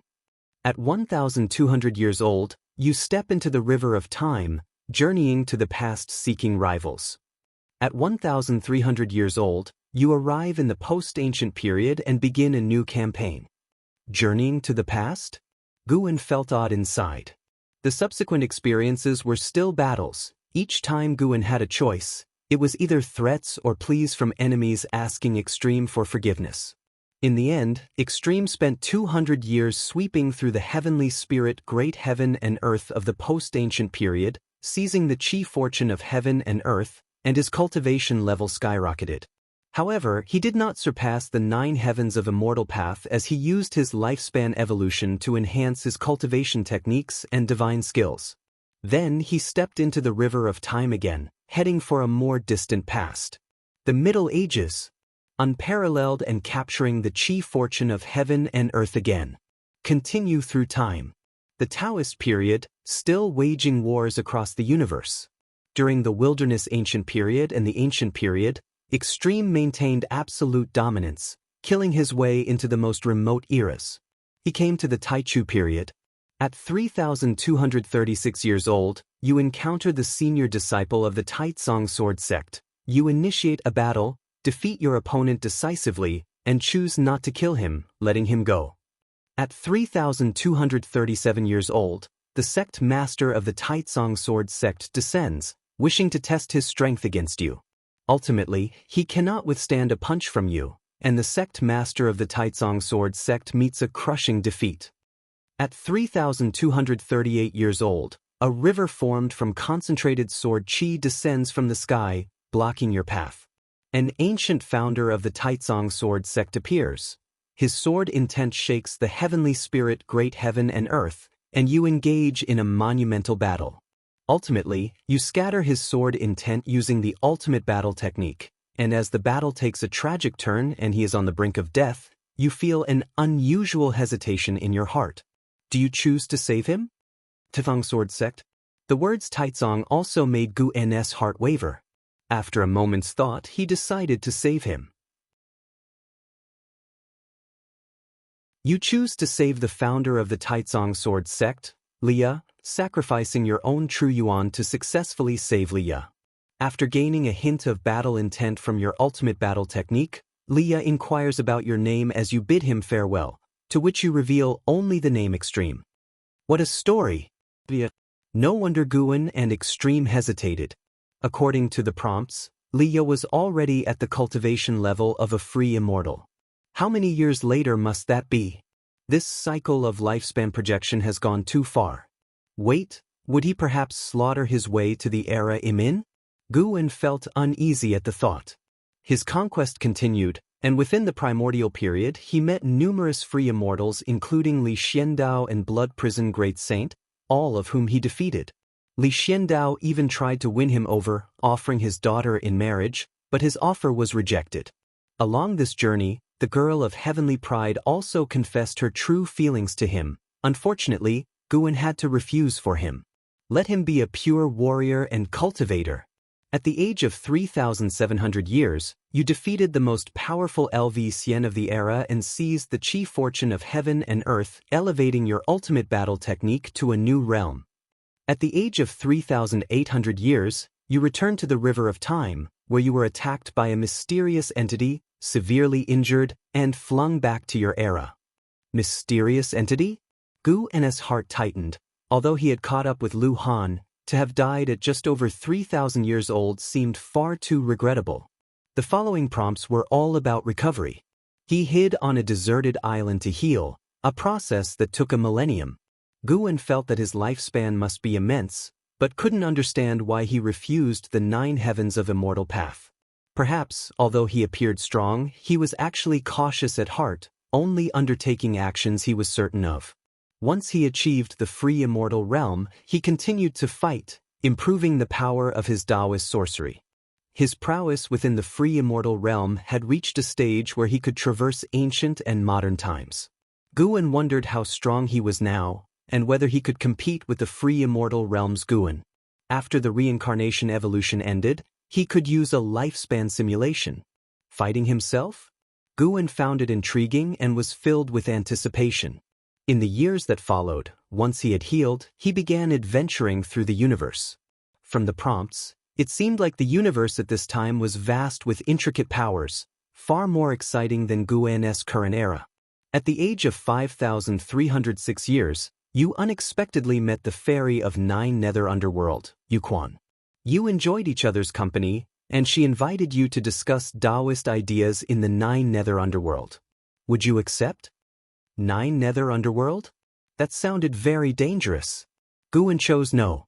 You refused Yuquan Fairy's invitation, leaving her regretful.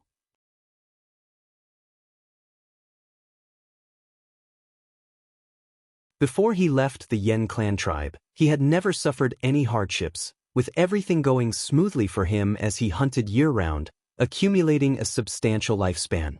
Afterward, Guan saw the desperately endangered dragon girl, extraordinarily beautiful with a pitiable look. If it were him, he might not be able to resist helping in such a situation. Yet the dealings of the Dragon Palace were overbearing, and no matter what, conflicts might be unavoidable. Jis grudges with the Dragon Palace lasted many years. Guan found that Ji was fighting almost every day, and with this speed, his lifespan growth was definitely fast. He was immersed in Jis memories. Through Jis actions and words, he could feel that Ji was different from his other past lives. Ji had an inherent arrogance that emanated from his bones, directed only against strong opponents. When facing the weak, he could show a gentle side. Guan also saw the spirit of Yang Jian. Although its disposition differed greatly from the Yang Jian Guan knew, it was indeed Yang Jian. And there was Li Ya. During the Taichu period, Li Ya, with his white hair and powerful presence, had almost reached the current Guan's Taitsong sword intent.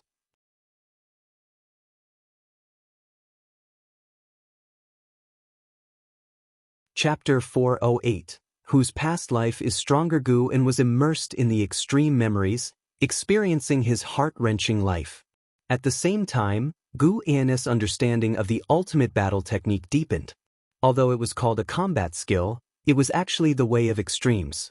He combined all his cultivation techniques, divine skills, and spells into the ultimate battle technique, forming a combat system unique to himself. Through this memory, Guan could confirm that the Taichu period was immeasurably distant from the present, perhaps impossible to measure in millions or tens of millions of years. Taichu period, ancient times, Middle Ages, Taoist period.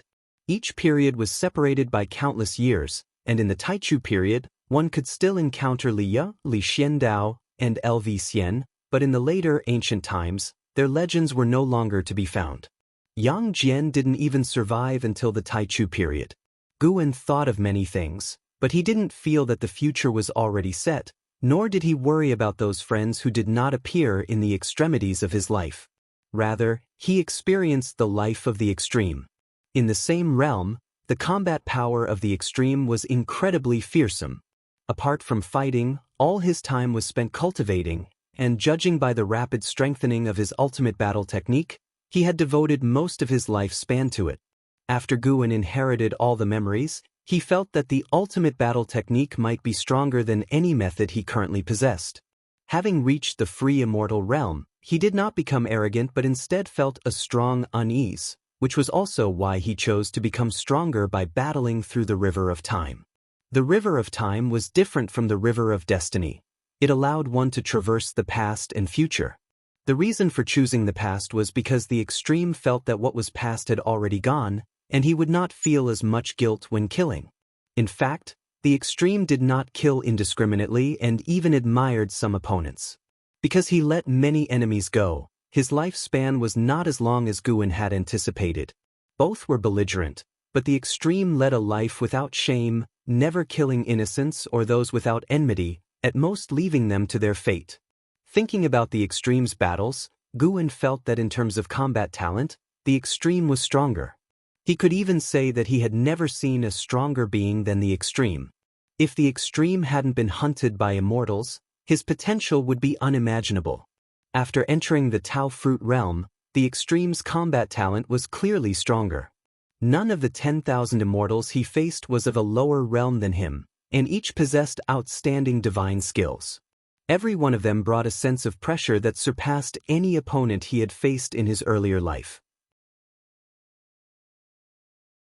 Yet even so, the extreme was able to break out of the encirclement of 10,000 enemies who were of a higher realm than himself. As for the heavenly spirit god he faced last, that guy was indeed terrifyingly powerful, decidedly many levels above the extreme. Guin opened his eyes, and instead of immediately returning to the North Sea Mountain, he had another idea. He wanted to fight with the extreme. Even though the extreme was him, he just wanted to spar with another self. The aura of the extreme was too strong. Even in death before the heavenly spirit god, he had not felt fear or dread. Just do it. Guin's mind stirred. Simulating a battle with the extreme will consume 1 million years of lifespan. Do you wish to continue? Continue. Guin's eyes hardened, and his consciousness plunged into the simulation. Both were Taoist hidden immortals, but Guin was still in the perfect realm. Guin liked battling lower realms from a higher one, but that didn't mean he had no demands for his own combat strength. The battle lasted for several ancient hours until night fell. Guin opened his eyes, his brow furrowed. He had actually lost. He couldn't beat the extreme. The combat power of the extreme's ultimate battle technique was simply too strong. No matter what combat skill he used, the extreme could find a way to counter it in an extremely short time. Guin felt somewhat depressed. He had never tried so hard, yet he still lost. Losing to himself was not a big deal, but it still irked him. He had to look into the ultimate battle technique later. Guin stood up, looking towards the North Sea Mountain, where he saw Sage Xian Miao cultivating and not rushed by his disappearance. Seeing this, he decided to return to the Supreme Sect first. He vanished on the spot. 30 minutes later, Guin sat in the attic of the Third Medicine Valley, reviewing the previous fight, repeatedly reassessing, and looking for ways to defeat the extreme. His mana was a bit stronger than the extreme's, but clearly, the extreme had invested far more lifespan into the ultimate battle technique than he had into Daoist sorcery.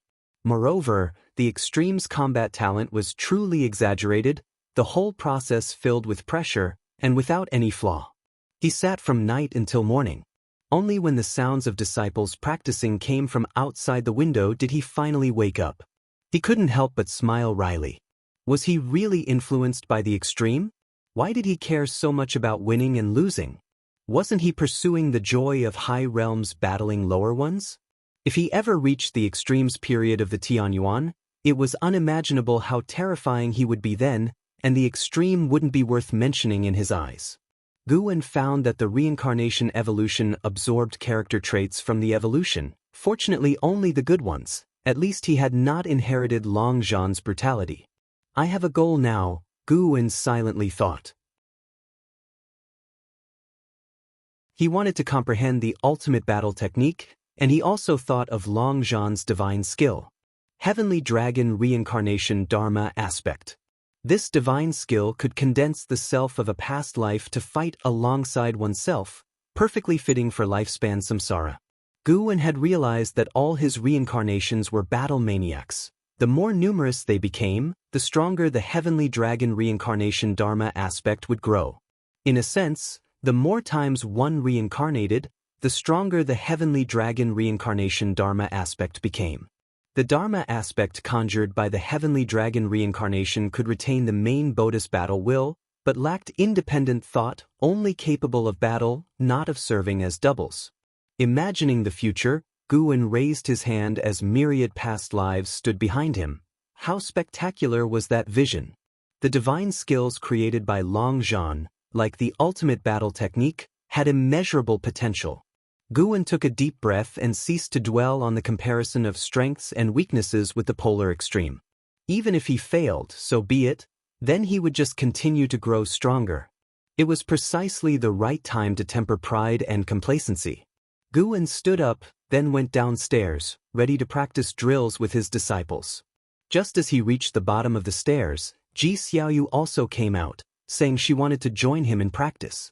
He did not refuse. During the drill practice, Gu could feel Ji Xiaoyu observing him. After blending the polar extremes' life memories, there came about a certain change in Gu's demeanor, one he couldn't completely revert to as it was before merging those memories. He wasn't afraid of Ji Xiaoyu seeing through him. After all, if he simply refused to admit it, what could she do? After the practice was over, Ji Xiaoyu invited Gu to her room, and he did not refuse. Once inside, they sat down opposite each other at the table. Ji Xiaoyu stared at Gu, saying, "You've acquired some aura of reincarnation about you. Where did you go yesterday?" Gu replied, "Off to save the world. Why do you ask? Can you see who I was in my past life? A mere reincarnation path emperor, could he measure up to the polar extreme?" Speaking of which, the polar extreme had once visited the yin-yang domain in later generations, sweeping through all the strong beings there, even compelling the yin-yang domain to erect an imperial stele in his honor. "I can't see through it. I suddenly suspect that you are just like me. We both may be reincarnations of some great power." Ji Xiaoyu said, her face unexpectedly breaking into a smile. Gu raised his eyebrows. "How could that be? I've not received memories of a past life. I haven't even dreamt anything." "That's because the karma of your reincarnation is still dormant, and your cultivation speed is too slow." Ji Xiaoyu laughed, but then suddenly remembered something and her brow furrowed again. If Gu was like her, didn't that mean their future was already destined? Both of them would eventually become just a memory for someone else, all their experiences belonging not to the ones who truly lived them but to their original selves. At that thought, Ji Xiaoyu looked at Gu with a different gleam in her eyes. At this moment, she sensed the force of destiny. Was it fate that led her to meet Gu? Seeing her spirit somewhat dampened, Gu changed the subject. "So, who do you think was stronger in our past lives, you or me?" Ji Xiaoyu's soul was that of the reincarnation path emperor, and they were one and the same. Even Gu couldn't extricate her from the reincarnation path emperor's being. Without a soul and only having memories, she wouldn't be the real her. It was an unsolvable issue, only time could soothe the regret. "Of course, I was stronger. Judging from the karma of reincarnation, the number of my reincarnations far exceeds yours, and for beings of that realm, the number of reincarnations indicates the height of their Tao level." Ji Xiaoyu stated as matter-of-factly, prompting Gu to want to laugh. The reincarnation path emperor hadn't even transcended the reincarnation tribulation. How could he be compared to Gu's past life? Let alone outmatching the polar extreme in Long Zhan, it seemed doubtful that the reincarnation path emperor could even defeat Lu Han. The two of them continued to chat, and Ji Xiaoyu began to speak of the battles she had dreamed about, the epic battles of the reincarnation path emperor against formidable enemies, which excited Gu greatly. Of course, the emotion was feigned. He had to put on a show for Ji Xiaoyu. While chatting with Ji Xiaoyu, Gu was reflecting upon more. He thought about incorporating the polar extremes cultivation methods into his teachings for his disciples, which might make them stronger. He would start with an Xin. Nobody could possibly possess the polar extremes battle talent, but if an Xin could achieve a mere 1/10,000th of the polar extremes combat achievement, even she could sweep through her peers. Regrettably, the polar extremes life had not intersected with an Hao's, leaving the future of an Hao an unwritten story. As it stood, though an Hao could not compare to the polar extreme, both had different growing environments, and the future remained uncertain. Late at night.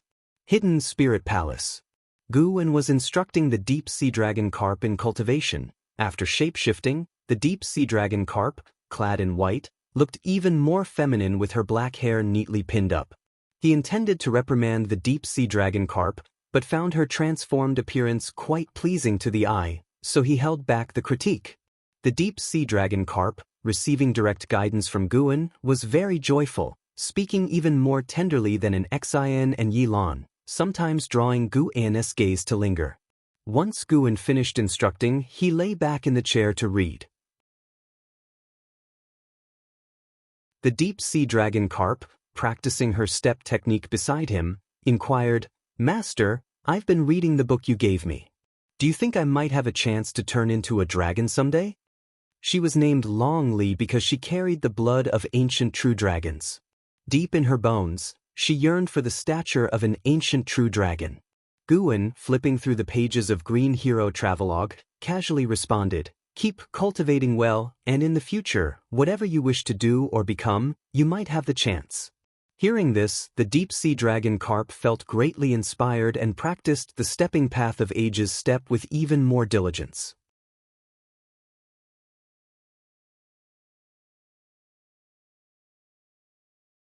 Chapter 409. The darkest years above the vast ocean, clouds surged like a scene from an immortal realm, and a towering peak stood in the sea with immortal birds circling around.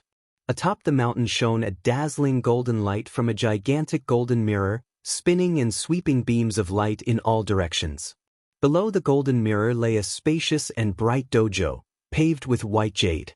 Tens of thousands sat in meditation, all from the heaven and earth flying immortal realm. The majority meditated with closed eyes, while a few looked towards the front where a majestic figure sat in meditation before the golden mirror, his presence alone stretching 100 yards high. Mortal world god. Clad in a black Taoist robe, holding a horsetail whisk, his half-white hair bundled behind his head with jade pins, his face weathered as if worn by the ages, he emitted an immense and boundless aura of Taoist sorcery simply by sitting there. Mortal god, now that the world is in chaos, when will we, the followers of divine Tao, descend the mountain to save the world? An elder suddenly spoke out, prompting everyone to open their eyes and collectively gaze at the mortal world god. Even Bai Zia, from Mortal World Peak, opened his eyes to look. They had pledged allegiance to the mortal world god not merely to seek greater strength but also to fulfill their own aspirations.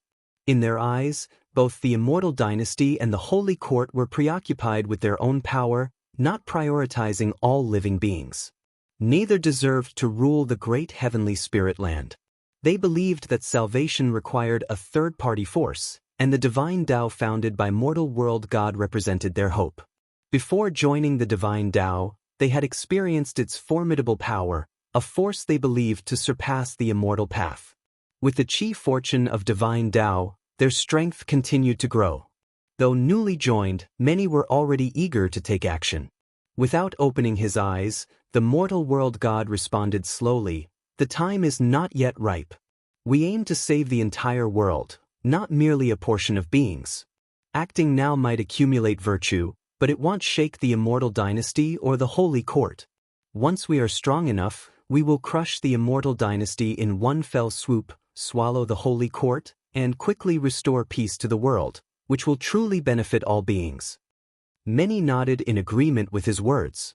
A female cultivator asked, "Mortal god, in your eyes, is the threat from Shungtian greater, or is it the Yang Xian Emperor? The free immortal might not decide the fate of the world. After all, even the Yang Xian Emperor couldn't breach the holy court, but they all knew that to crush the immortal dynasty and the holy court, they must defeat both the Yangxian Emperor and Shengtian. A monumental battle awaited the mortal world god.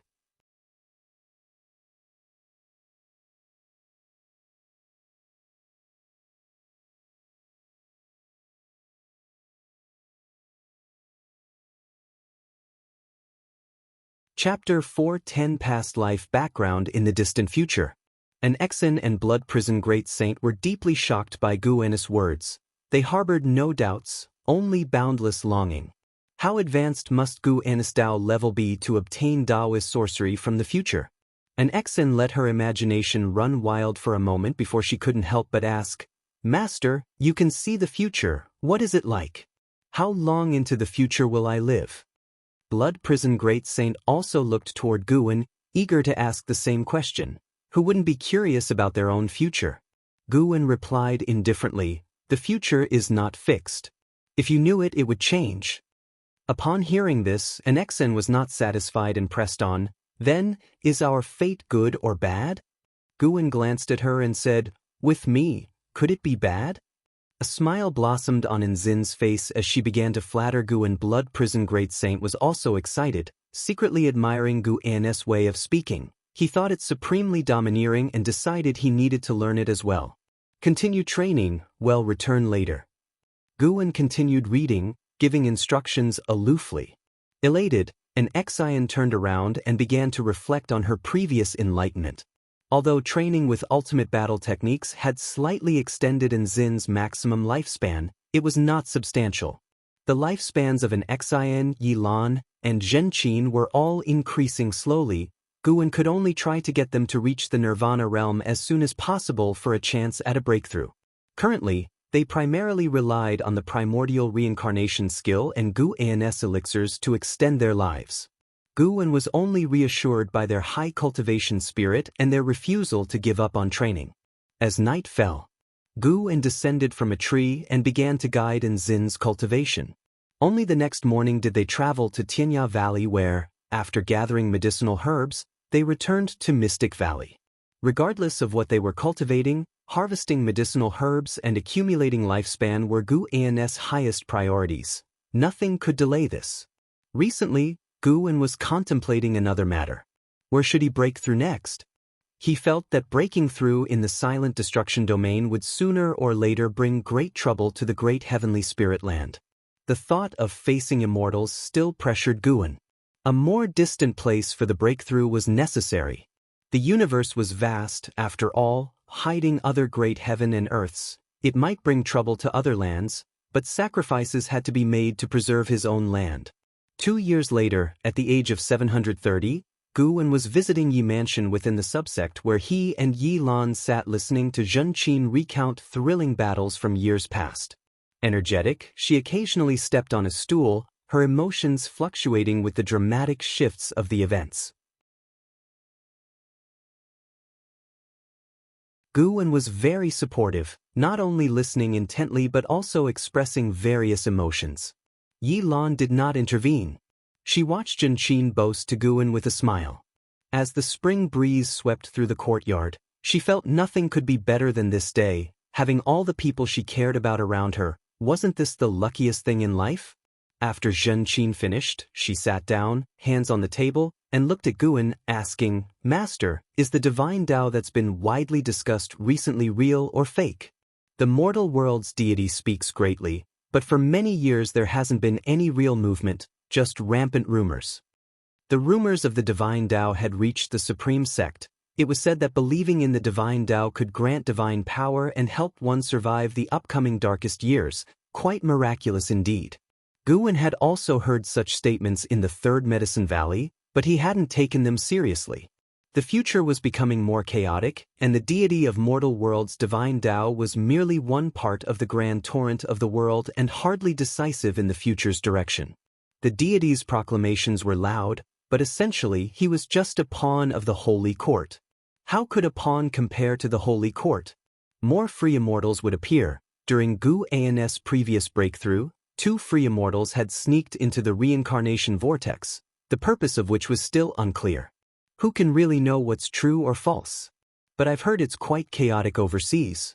If the divine Tao can relieve suffering and difficulty, even if it's false, I'm willing to believe it's true, Guwen responded, his words sincere.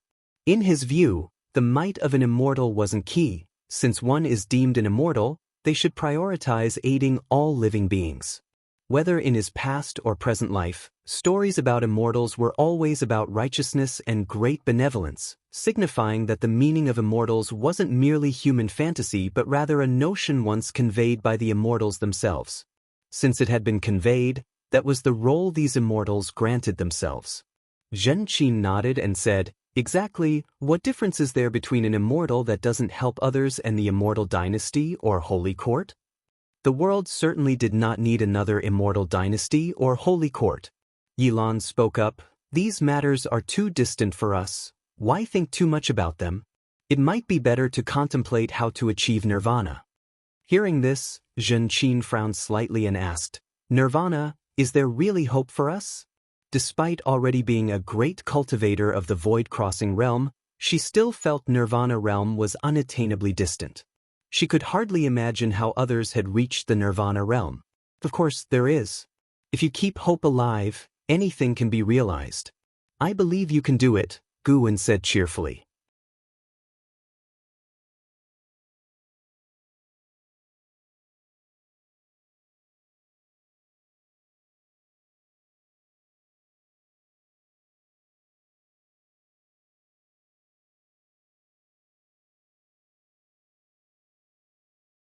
The rules of the reincarnation tribulation are hard to define. Sometimes, you may go to the past, sometimes to the future, or even to other great heaven and earths, but one thing is certain, wherever you are, your reincarnated self will never meet your original self, as if bound by some cosmic law that restrains the cultivators within the reincarnation tribulation. Zhang Shi's face showed a look of nostalgia. Guwen couldn't help but ask, what would happen if one reincarnation tribulationist met another? That depends on personal choice. Even if they fight to the death, it won't affect their reincarnation tribulation. However, I prefer to exchange knowledge with others, like now. It's a pity that you haven't awakened the memories of your original self, otherwise we could share much more. Zhang Shi revealed a smile. He paused and then said, "Reincarnation is like this crowd, seemingly chaotic yet orderly, with a beginning and an end. Even if you meet along the way, ultimately everyone will reach their own destination." "Then do you have memories of your past life?" "Of course, I am the consciousness of my original self, only unable to wield the powers of the original." Upon hearing Zhang Shi's words, Guwen feigned courage and asked, "Then may I ask you about your, that I am afraid is not possible. It would bring you tremendous trouble." Zhang Shi immediately refused. "Tremendous trouble? You couldn't possibly be from Xingtian, could you?" Guwen inwardly sneered, thinking even if it were Xingtian, he would not be daunted. "Have you ever met anyone during your reincarnation tribulation who left a deep impression on you? Someone who is also undergoing the reincarnation tribulation?" Guwen shifted the subject and asked. That Zhang Shi was willing to converse so much was quite unexpected to Guwen. He didn't think Zhang Shi was foolish. Clearly, Zhang Shi was confident, unafraid that speaking of these things could cause him trouble. Indeed, there have been such individuals from both the past and the future. "Let me mention one from each," Zhang Shi mused. Neither stopped walking as they spoke, their figures seemingly on the verge of being swallowed by the sea of people. "In the past, I encountered a being known as the Cold Emperor, born with immense chi fortune, as if all things under heaven and earth paved the road for him. When I met him, he had already become the supreme under heaven, which is unimaginable. A reincarnated body reaching the 9th level of the immortal path, he was just one step away from ending his reincarnation tribulation." When mentioning the Cold Emperor, Zhang Shi's face was full of respect. Guwen asked, "What do you mean by just one step? Did he fail?" "Correct, he failed. I watched him fall, eradicated by a powerful being beyond my understanding. I too received a warning from that being, with eyes that seemed to peer into the universe." Zhang Shi's face showed a hint of fear.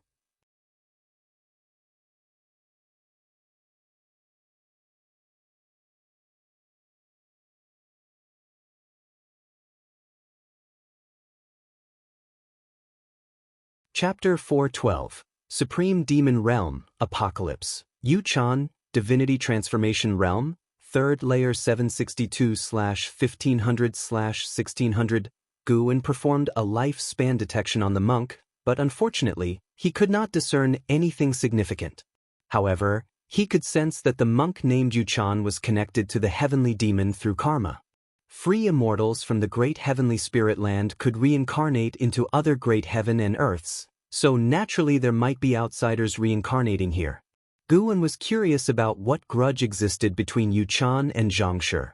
Currently, they didn't seem to be the two mysterious free immortals who had infiltrated the reincarnation vortex. Sword Venerable Fudao? What is there to fear? I have no feud with him, I didn't come here for him. Shouldn't free immortals avoid making enemies with one another so easily, right? While Yu-chan spoke, his gaze remained sharp. Zhangshi responded, Indeed, we shouldn't make enemies easily, but when encountering a Dao stealer, our Taoist paths differ and cannot conspire together. Although their cultivation levels were not high, as they spoke and looked at each other, Guin could feel the clash of their Taoist intents. Ultimately, the essence of their souls were that of free immortals. Reincarnation merely temporarily suppressed their power. Guin feigned a cough and said, How about we talk somewhere else? He could tell that neither Yu-chan nor Zhangshi really wanted to fight. They were merely talking without engaging in combat, clearly wary of Sword Venerable Fudao. Zhangshi coldly said, Let's go outside. Yu-chan's expression was also cold. He agreed and both turned to leave. Just as Guin was about to follow, Zhangshi turned back and said, This is my grudge with him, you don't need to get involved. No worries, we are all reincarnators, let's speak kindly. Guin continued the conversation, then walked past Zhangshi, catching up with Yu-chan and started making small talk. Yu-chan was not someone incapable of communication. Faced with Guin's questions, he too would respond. Zhangshi followed, frowning. After about half an incense stick's time, the three of them arrived at a forest outside the subsect. Zhangshi and Yu-chan stood opposite each other with stern expressions, and in this place, they no longer restrained their murderous intent. Both having reincarnation bodies, it doesn't truly matter who dies. The hatred won't dissipate either. Why not sit down and talk, exchange insights? Guin suggested. Zhangshi spoke. He and the force behind him cultivate by devouring heaven and earth, Taoist sorcery. Their stance is naturally opposed to ours. There's no need to talk. Yu-chan looked at Guin, showing a smile and asked, May I know under what name does Taoist friend's true self go? Free immortals, standing above all creatures and traveling the universe with ease, lived for tens of millions, maybe even hundreds of millions of years. They had likely heard of each other's names. No free immortal remained unknown. Sword Venerable Fudao's true identity must also be renowned, at least that was what Yu-chan thought. Upon hearing Zhangshi's words, Guin pretended to be surprised and looked towards Yu-chan, while Yu-chan let out a cold laugh. In the daylight, his laughter was terrifying. The path of the great Tao is one of strife. Isn't the reason we possess spiritual wisdom to fight? This is the heavenly Tao. Yu-chan said with a sneer, raising his right hand and summoning golden flames in his palm, within which he formed a small tower. Zhangshi also raised his hand, with red dragon strength energy rising from his feet, encircling him, all heads of the dragons focusing on Yu-chan. The wind in the forest also halted. Guin grew even more curious about the origins of the two. Zhangshi seemed to be a person from great heavenly spirit land, but apparently had no ties with Holy Court or Immortal Dynasty, while Yu-chan came from Silent Destruction Domain. A Dao stealer seemed similar to the Battle Court, not exactly benevolent. Guin had no intention of intervening, for he had foreseen what would happen next between the two. Yu-chan and Zhangshi faced each other with escalating aura. After a while, Yu-chan mocked. It seems your reincarnation tribulation has reached a bottleneck. Zhangshi maintained an expressionless face and said, Seems you two have come with a certain mission and can't afford to die easily. Truly ridiculous. No courage to fight, yet making all this fuss. Yu-chan followed up. The beings in this realm have forgotten you. This is the era of Yang Xian Emperor and Xingtian. Be at peace with your tribulation crossing, pursue your own Tao, why go against the heavenly trend? You know well the grand trends of the heavenly Tao. Zhang Shi calmly said, Indeed, I can't manage too much, but don't even think about harming the beings of this land. Heh, with sword Venerable Fudao here, would I be so foolish? Yu Chan answered dismissively, then looked toward Guan, Taoist friend Gu. If you awaken the memory, consider joining us at the Supreme Demon Realm. I might even be able to secure a demon city for you. Supreme Demon Realm? So he was part of the same group as the Demon Shore. Guan, having eradicated the Demon Shore, was destined not to ally with the Supreme Demon Realm. However, in the Demon Shore's memories, the Supreme Demon Realm had already fragmented. How could Yu Chan still try to recruit people under the name of the Supreme Demon Realm? Perhaps the force behind Yu Chan wished to rebuild it? No wonder the future trends of the great heavenly spirit land became increasingly complex, involving many intricate karmic ties.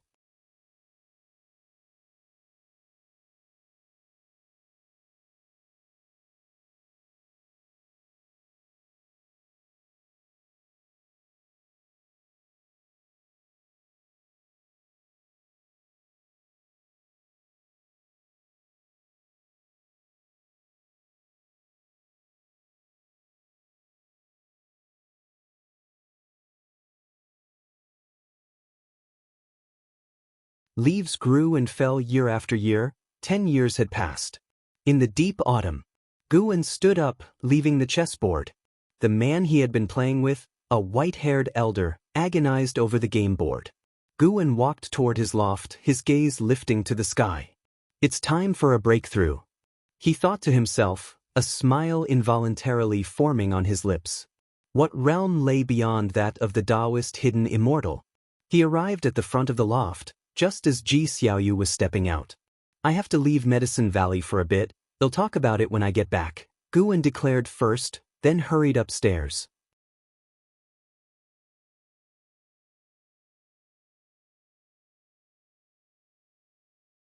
Chapter 414 Reincarnation Tribulation Crossing. Ji Xiaoyu stood in front of the attic, looking up at the window on the second floor. She was curious, where was Guan going this time? She waited for a while, and Guan came downstairs again. She immediately stopped Guan and said, First degree, you must spar with me when you return. Guan looked at her and nodded. All right, I want to see the progress of your cultivation over the years. Seeing that he had agreed, Ji Xiaoyu finally smiled and shifted to the side. Guan raised his hand, ruffled her hair, and then quickly walked away. Ji Xiaoyu turned around, watching him leave. She raised her hand to touch her head, her thoughts drifting back to her childhood. It had been a long time since he had touched her head.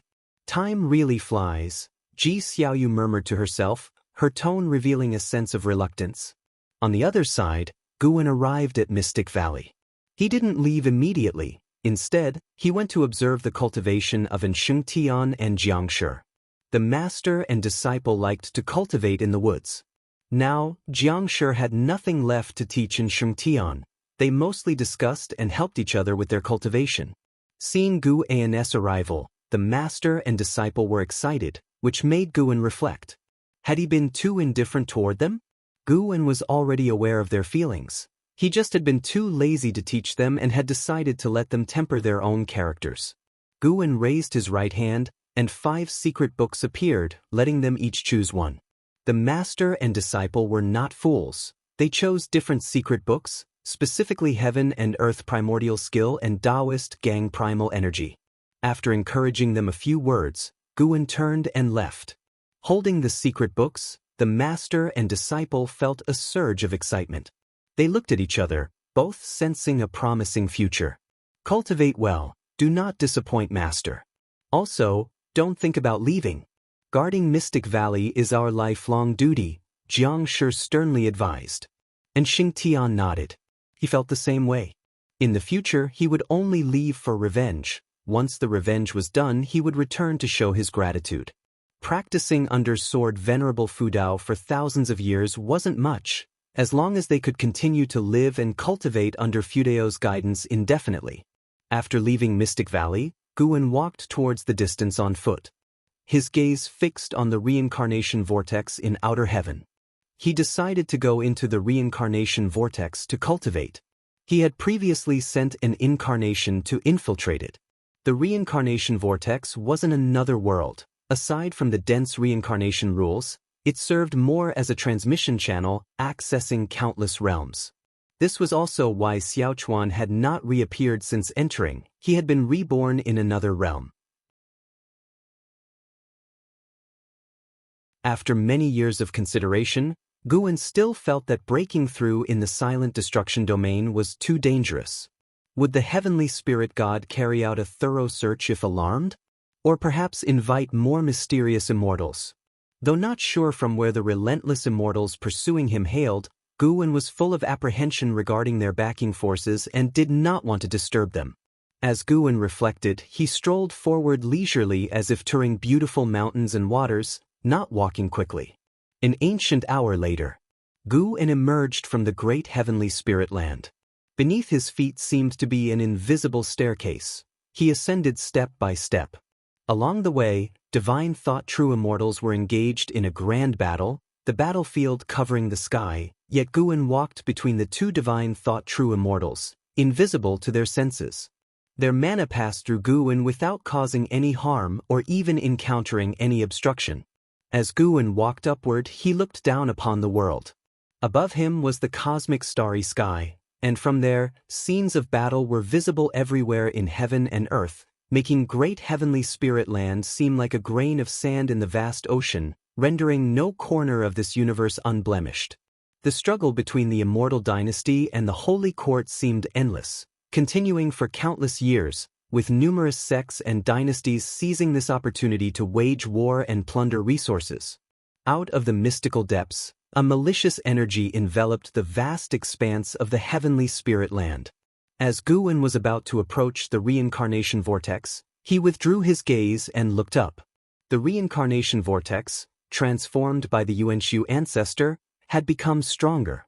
A continuous stream of lost souls flew towards the reincarnation vortex, their spectral forms equally mysterious, invisible and untouchable to even living spirits. Guan did not stop, quickly stepping into the reincarnation vortex.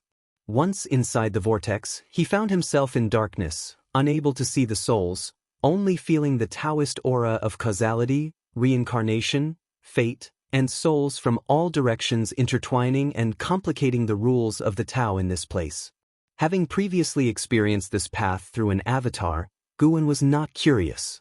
He continued onward.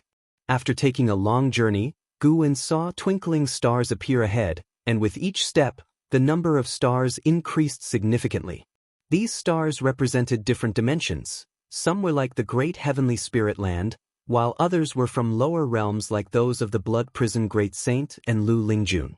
Needing a vast amount of spiritual energy, Guan naturally headed for a great heaven and earth. Since the road was endless, he did not always make a choice, but, upon seeing a great heaven and earth comparable to the heavenly spirit land, he walked directly towards it, quickening his pace. Soon, Guan emerged from the darkness and arrived in the cosmic starry sky.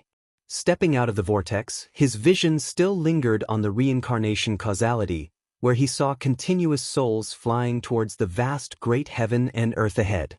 As they barely approached the heavenly barrier of the great heaven and earth, the souls vanished into thin air. Reincarnation. This scene was quite beautiful.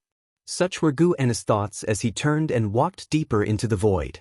This great heaven and earth was still enveloped by the silent destruction domain, but it was extremely far from the heavenly spirit land, and even with Guan's divine thoughts, he could not see the heavenly spirit land from here. It was as if he had come to another universe.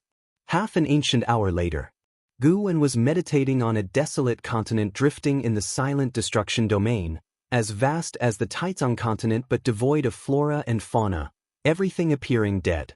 He activated the life-span barrier. He didn't strive to break through immediately but rather gazed into the distance. Luck wasn't very good. He had just arrived and saw free immortals fighting.